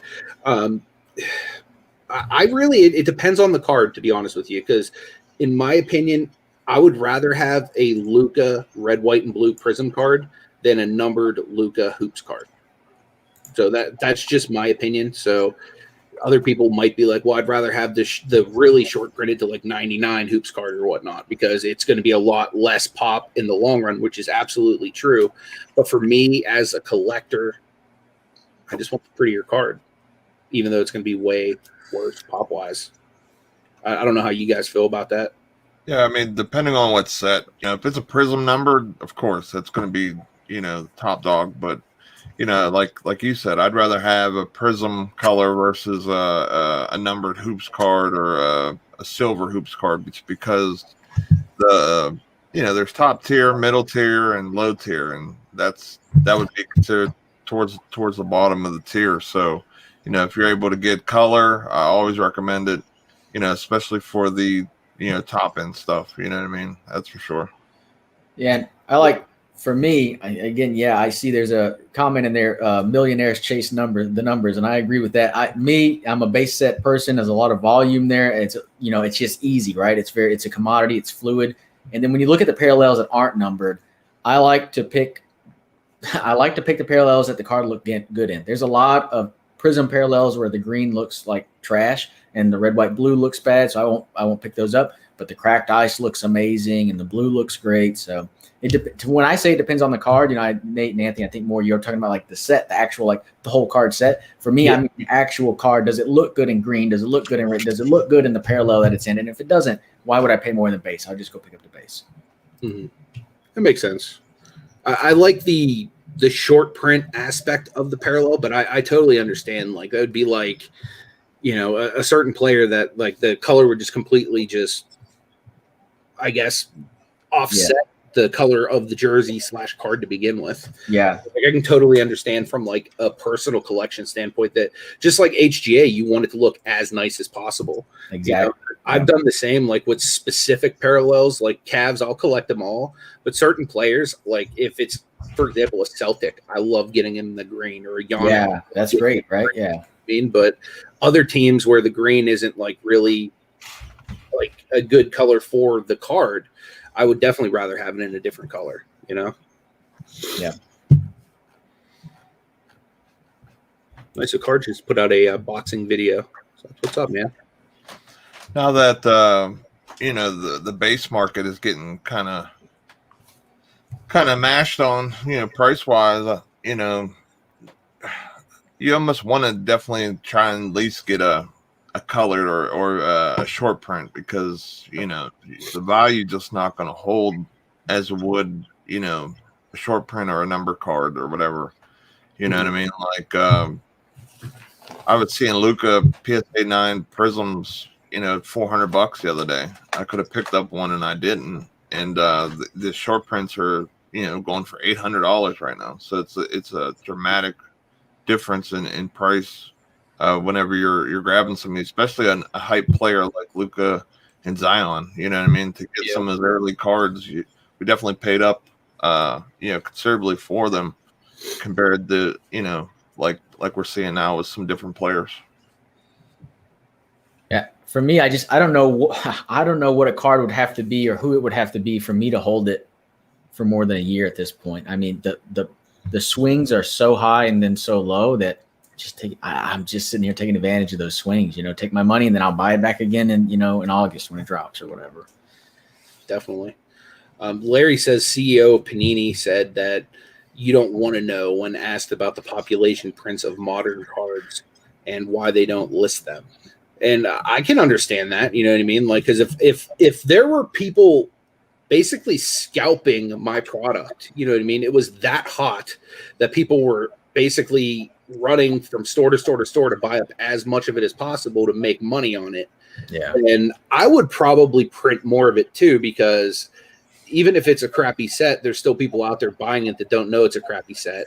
You know what I mean? Because that's the only thing on the shelves. You know what I mean? Like, I got into ripping wrestling cards again because there was no football, there was no basketball. I couldn't even find baseball or any of the other sports. Mm-hmm. You know, so I think people will just kind of grab whatever they put out there. Like, exactly, you grabbed the baseball today. I'm not even a big baseball guy, but I saw these on the shelf. I'm like, why not? You know what I mean? Like, so I'll rip them. If I hit something good, then I score it. If not, then at least I got some cards for the auction. Yeah. And you know, I have my lottery ticket. You know what I mean? Yep. Yeah. It might not be the Luka and Zion lottery ticket, but I mean, it's still probably a good $5 scratch off. Heck yeah. I think that this is another important reason for grading too, though. You know, the print runs. That's how the 90s became the junk waxes, because the print runs were so crazy. The nice thing about now is grading sets that apart. Now, granted, there's still enormous populations of PSA 10s of Luka, Zion, Ja, you know, all of these, you know, major rookies of the last several years. And the print runs have been going up each year as well. So that does kind of put us into a little bit of a precarious situation, but Panini's also doing more stuff with like numbered cards and parallels and stuff like that to try to keep it fresh. Plus, with PSA raising their prices, they're essentially saying, hey, only send us good stuff. You know what I mean? If you want to make any form of money, only send us good stuff. Yeah. You know what I mean? Like, and they're going to monopolize the industry either way, whether they're the most expensive or not, because when it all comes down to it, if we're trying to make the most potential profit, it's going to come from a PSA 10. You know what I mean? Because the likelihood of you sending cards to BGS and getting a 10 there, you have probably as good a chance of hitting the lottery. Probably not quite to that extent, but close. I mean, it's very hard. You know, it's hard to pull PSA 10 or a BGS 9.5 to begin with, let alone a 10, which is considered pristine. Like, it's considered to be a perfect card. Like, there's not one even tiny flaw with it. So to pull that would be super tough. Heck yeah, man. The 85 Topps Wrestling right now, I was looking at some Hulk Hogan cards just over the week on eBay, and I was like, oh my God, like, if I still had those, like, it's amazing. Like, some of the cards I had when I was a kid right now aren't worth nothing. Some of the cards I had when I was a kid right now are worth big bucks, and a lot of them are cards I wouldn't even have thought like would be valuable. Like, who would have thought like a Hulk Hogan card, or, you know, I mean, Hulk Hogan was like a generational type talent in wrestling, but who would have thought that like something like that's even considered like subculture, like, you know, not necessarily pop culture, you know what I mean, would take off that much, you know? But again, who would have predicted the market to kind of boom as much as it did? Yeah. And wrestling has exploded too in the culture, right? I think wrestling is really close to just pop culture at this point, you know, with the Hulk and with Hulk Hogan and The Rock, so, and John Cena. Oh, gotcha. As far as the 90s, gotcha, Larry. Is there something? That's crazy. He said so it would make the 90s look small. That's insane, man. That's so the little bit of production run numbers that I know that I can speak to here. 93 Finest Baseball was supposed to be a high-end set. It was supposed to be low production, and they produced about 30,000 print runs. In fact, exactly 30,000 print runs. And then in 2018 Prism Basketball, my understanding there was about 35,000 on the print run. So 2018 is close to a small set in the early 90s. So I would have to imagine they've gone up quite a bit. I'm 2020 Prism Basketball. I can't imagine. I mean, they're probably in the 60,000. I think they've probably gone up exponentially on their print runs. On the plus side, they suck at quality control, so that makes 9 to 10 real good. Probably come down. Yeah, for sure. Yeah, just from Mosaic alone, I mean, they might have printed a whole ton of it, but I guarantee a lot of it didn't 9 or 10, that's for sure, with how many lines were drawn in those cards. Yeah, Mosaic was the worst. That was awful. The other thing, too, is like, you know, they don't give out numbers because they print until, you know, they feel like that they're done. You know what I mean? It's part of the reason why I only buy the top tier of, well, basically retail top tier only, because they are putting out more and more sets. I heard football is going to have Pro Line again. You know what I mean? Really? They're going to keep adding sets, but overall, it's hurting the market. It's hurting, that Zion card that could be the next draft or whatever. You know what I mean? Because instead of having maybe 3 different sets or 5 different sets, and they are going to make a ton of those cards anyway. Now they want to make 29 sets out of it, and then the Clearly Donruss and all these other ones. I mean, wow! Like, I can't even believe that they released Clearly Donruss. Like, I'm. That's another thing that offends me in the hobby is Clearly Donruss. Beautiful set, absolutely love the cards. You know what I mean? A buddy of mine bought a hobby box of it for like full blown retail pricing. Every single card that he got literally looks like they grabbed it and like wiped it on a sidewalk, because there's like scratchy print lines up and down both sides of the player on every single card. And every single one that I've picked up like through like YouTube auctions or eBay auctions or anything like that have all had that too. So I'm just assuming here that this is like a widespread thing with that specific set. Granted, I haven't personally bought any for that very reason, but you know what I mean? It's not a cheap set, like at all. And I've seen Panini produce acetate cards.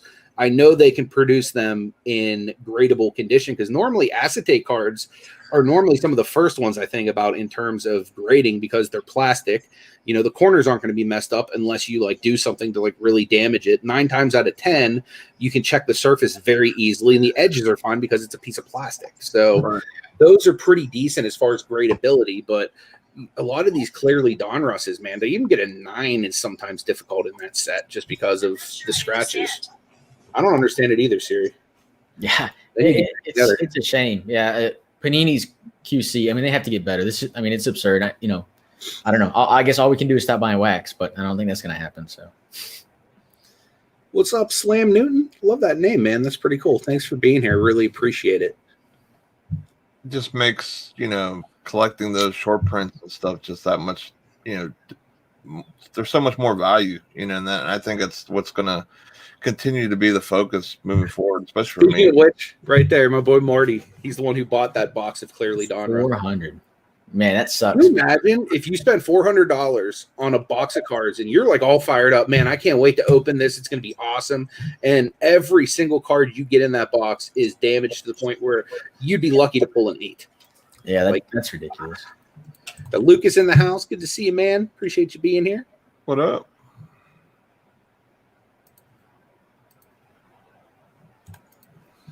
Okay, so B saying the printers have been doing that stuff. Yeah, I've seen a lot of print lines on the back of cards lately that have just been killing the value of cards. And a lot of that I would just imagine would be printer-related stuff. Good, Lucas. How you been, man? Always a pleasure to see you.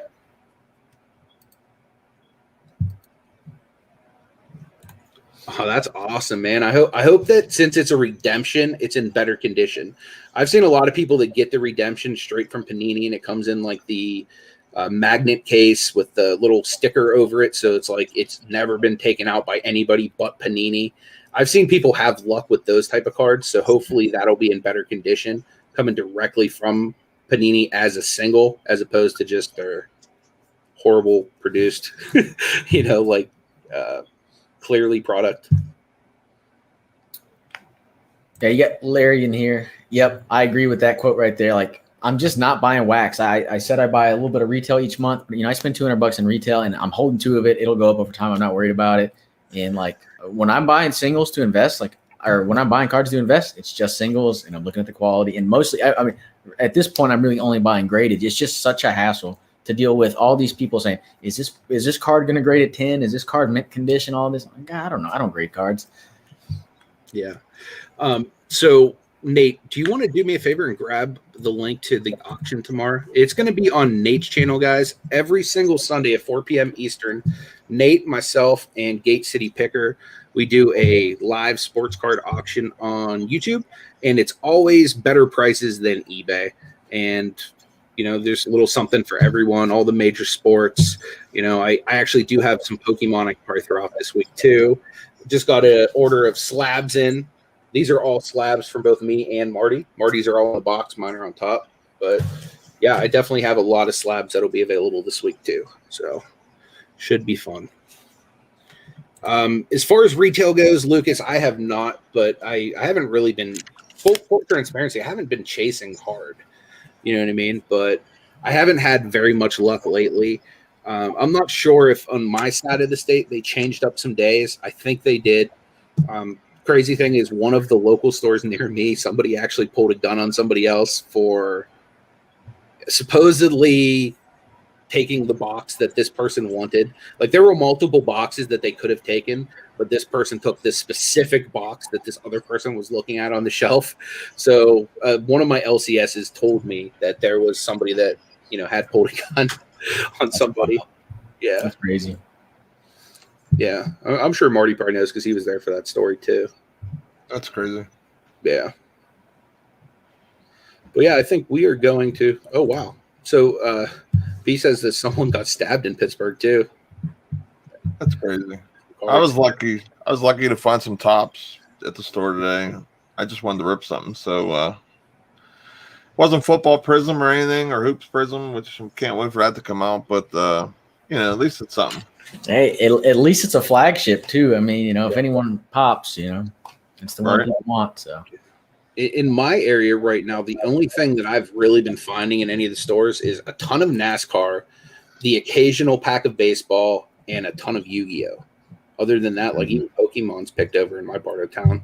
Oh yeah. Then if they have it, it's like none of the super popular stuff. It's always like the repack stuff from MJ Holdings that anyone who's like a true Pokemon collector or fan knows that it's just like a trash product that they put out there just to make some extra money on. Basically, they just take a bunch of commons and throw them in there backwards.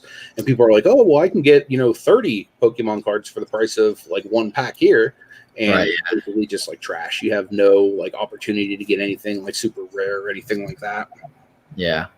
Speaking of that a little bit, Nate, I think going back to what you said, just how many different sets Panini has coming out, and it is awful. But one thing I have enjoyed that I didn't really collect before is Chronicles. I think Chronicles is pretty cool because it's just one box set that has a lot of different sets in it. So I think that's kind of cool because I like Crown Royal cards. I remember collecting those when I was little, so I like that there's a couple of them in there, and so I think it's a cool way to have more sets in the hobby so people can collect and have fun with it while not overproducing 1,000 sets. Unfortunately, it sounds like that's what they're about to do, but yeah. That's a really good tip, Larry. I appreciate all the knowledge bombs you've been dropping, man. Really been super awesome tonight. Yeah, see, that's crazy. Mama's husband works at a retailer that sells cards, and he can't even find them in the back. Dang, that's wild. That's when you know it's wild, whenever like the person working at the store can't even get their hands on the product. Yeah, that's crazy. Yeah, one of our best pickups actually came through, a store, and that store that I got like the major deal from now started holding stuff behind the counter because I guess they caught one of the employees setting up like side deals with somebody to come in like right after they got the cards put out. The employee started doing like the side deals because this was like the last one like in my true area that's close to me that wasn't doing stuff like that. But from what I heard, somebody was trying to like get like a relative or someone in there to come like pick stuff up. Don't know if that's true. That's just what I heard, kind of BSing with people at the store. I wouldn't blame them if I was working at Walmart and I knew there was thousands of dollars sitting there. But hey, cousin, come pick this up. Split it. You'll make more just buying the cards at Walmart than you will actually working there for the week. That's the part that's crazy about it. Yeah, it's wild.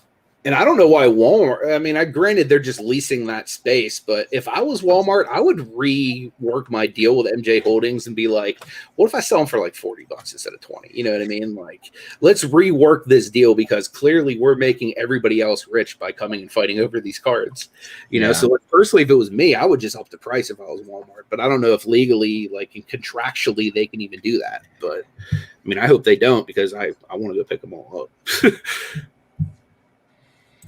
So Michael did ask this, and I'm sorry, man. I meant to answer this earlier, but I forgot. Is it worth collecting pre-official rookie cards? Like, for example, there are some sets, like Prism draft picks or stuff like that will have the player in a college uniform. As far as collectability, I see this prevalent in like people that come from, like, for example, like Columbus, where they don't have like a pro team. They're still close enough to like the Browns to kind of like them, but for the most part, they're big time Ohio State fans. So I see a lot of people in like that area, and granted, that's only like a few hours from us. So like I'm a little bit more well versed in areas that are closer to me because I've been in those markets. But what I've seen is the Prism draft pick type stuff has a little bit more appeal in those areas that are more college town places, because those are the type of people that are collecting Ezekiel Elliott, not in his Dallas Cowboys uniform, but in his Ohio State Buckeyes uniform, or, insert player X, Y, and Z instead of Zeke Elliott. You know what I mean? So for those type of people, I think there is a place in the market for the college unis. But as far as like investing and stuff like that, I don't think it really garners long-term value. Like, for example, like say a Prism or a Select in a pro uniform will. But there's still money to be made, like off of last year's Zion and Jaws in, from that set. Granted, not quite as much as there was like right after them coming out, but the good players, especially if you get them in short prints, there's definitely still value to be made or value to be had in those cards, in my opinion. Yeah, the only one I would think maybe would be maybe a little bit different, maybe would be baseball. I'm not 100% sure, but I believe, I can't remember who it was, but I think it was our prospects card. I think it was Mike Trout that sold for a super ton of money. Have a good one, Mama. Thanks for being here. Bye, Mama.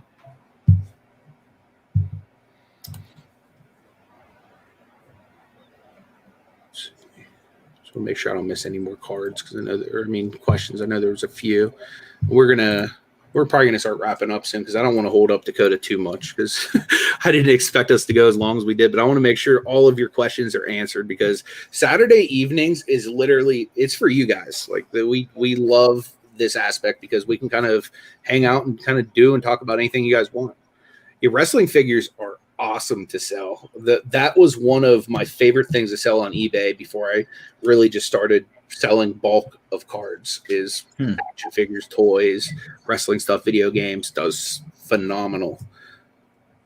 Yeah, but I remember we did an auction. I sold my neighbor's wrestling figures. That was one of the cooler things that I got to auction off in a while. Nice. Lucas said he caught his local Target vendor backdooring the cards to her husband on video. Wow. That's a viral video waiting to happen right there. That's commitment to film that. To be like, I know that's her. I know that's her husband. I'm filming it. That's commitment. I saw Lucas, you said you chased this though on the daily. So, I don't blame you. Honestly, it doesn't surprise me. Just for my local Walmart, for example, I've never found anything but maybe some Score Football 2020. And like, I go there a lot. My wife goes there all different times of the day, morning, especially early morning, because she takes kids to school, and then she goes there to usually grab a couple things to make for dinner or something like that. And I always have her check the cards, and they're never there. So it's almost like what they were saying, like there's a backdoor deal where someone was taking all the cards before they even put them out. And, they even shrunk down the shelf size. I don't know if anybody else's Walmart's doing this or Target, but they used to have basically that whole area for the most part, for a little spot at the end where they'd have some other stuff like masks or something.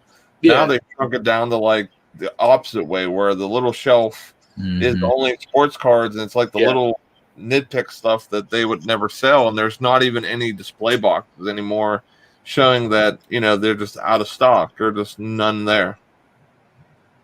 So I don't know if that's like a thing, or they just told them not to come back anymore. Maybe something was happening, behind closed doors. I'm not sure. Yeah. This is a really good point here that Larry makes too, as far as Leaf making rookie cards and some other smaller companies making rookies before their true rookie comes out. For example, my buddy Glenn, who does the GMA orders with us, he has submitted a bunch of these Luka Doncic rookie gem cards that are rookie cards, but not like your Panini made rookie cards or something like that. I'm thinking, man, like, is this really worth grading? Like, even with GMA, and dude's flipping them for like $60 a piece. So I mean, there's still something to it if like you know, the thing there's a buyer for everything. You know what I mean? Like, but how many buyers are there for certain things? You know what I mean? Like, just because he flips them real well, I don't know if I necessarily would, because he flips a lot local. You know what I mean? Whereas I flip. The majority of the stuff I flip on eBay. You know what I mean? Because eBay's kind of been like, you know, my primary like vehicle for sports cards and whatnot. But I would say maybe if I had local, you know, connections like he does to be able to move, you know, some cards like that, I wouldn't, you know, I wouldn't hesitate to pick them up if I knew that I already kind of had a buyer. You know, like for example, like anytime somebody gets some kind of crazy Cavaliers heat, most of the time they know, okay, Anthony's going to swing by and pick this up for me. You know what I mean? So like I kind of do that now too when I'm looking to pick up cards. Like I'll think, okay, well, I know this person collects this person, or that person. And if I can get it, you know, at a decent enough price, you know, I'll pick it up just knowing that, all right, I may have a buyer in mind for this before I even list it and have to worry about fees or anything like that. Yeah. I'm looking now. I'm just looking at Luka stickers from 2018. Those actually seem like pretty good values. And then like for Luka specifically, I don't know. I'm sure he has some EuroLeague stuff. And I bet, I mean, to me, that seems like, yeah, it might be pretty good. I don't know. What's up, Matt? Phoenix Flippers in the house. I appreciate you being here, my friend. He says he hasn't had a lot of luck with cards. You mean as far as like finding them at retail or as far as like selling ones that you've already opened? But yeah, I haven't had very much luck with retail lately either. Even the ones that hold it, like I haven't been finding a whole lot lately. I want to say hi to Annie. I appreciate you being here. Always a pleasure. So before we start to wrap up, is there anything you would like to share, Dakota? Because today is kind of your day. Oh, I wasn't ready for all that. I guess I'll promote my channel a little bit. I have a series I started last week. We're on episode 2. It'll release Monday. And it's called Focus, and I'm talking about my focus from shifting from a collector's mindset into an investing and flipping mindset, and you know, just trying to take advantage of the hobby that I've loved my entire life. As it's profited and done so well, why don't I profit with it? So I'm pretty excited about that series. And basically, the challenge is for the rest of the year, I'm not going to buy any PC cards, and I'm looking to make at least 10 grand in this venture. So that's awesome. It's a year-long series. Come check it out if you're interested. Yep. And speaking of his channel, this Friday night, I'm going to be on his channel as well. So come by and check that out. We're going to have a lot of fun. He does live streams every single Friday evening. Pretty sure it's 8 p.m. Eastern time. What time is it your time? Is it 7? Yeah. So, whatever. Yeah, 7 p.m. Central. So again, my channel is only 2 months old, so I'm still trying to figure out all my scheduling and stuff. 7 p.m. Central seemed to have worked for me last time, but you know, Anthony, we can talk if it's late. So. BJ would like to know if you do auctions. Me? No, I don't have any auctions. I talk cards, I talk the market, and I talk, you know, what I think's happening. And sometimes my dog walks in. Yeah. It's okay. Sometimes my cat will come in and just like straight up get in the camera. So I feel you. Yeah, I definitely appreciate all of you guys that have contributed to this talk tonight as well. It's better when you guys are engaged like you've been tonight. So thank you so much for doing that. If you haven't already subscribed to Dakota, please make sure you do so. And also check out Nate, because we are doing our auction on his channel tomorrow at 4 p.m. Eastern Standard Time. So if you guys are into getting cards at good deals, we're going to have plenty of them for you tomorrow. So I would appreciate you guys checking out my boys. And if you guys have any other questions, feel free to leave them down in the comments, and I'll do my absolute best to answer every single one of them. If I don't get to it for a couple days, then I'm trying. It's difficult sometimes. But I was so proud of myself. I got every comment answered on vacation. So, guys. And Nate, anything you want to share before we roll? Just come hang out the auction. I dropped the link in the chat. Make sure to set a reminder, 4 p.m. Eastern tomorrow. Will be myself, Picksburgh, and Gate City Picker. And if you guys have anything you guys are looking for the auction, leave a comment on that video, so this way we're able to look tonight and tomorrow before the show and have that ready for you guys. Yep. And I was able to find a couple Vikings for Moko. So definitely got a Kirk Cousins in there for you tomorrow, man. So hopefully I'll find some more stuff. But definitely appreciate all of you guys being here. And we will see you tomorrow on Nate's channel. I have to edit a video tonight. I'm going to try to have another premiere out at noon tomorrow. So if you guys want to see some more Las Vegas shenanigans, come on by. And we'll most likely be showing another LCS video tomorrow. But we'll see you guys later. I appreciate all of you guys once again. May God bless.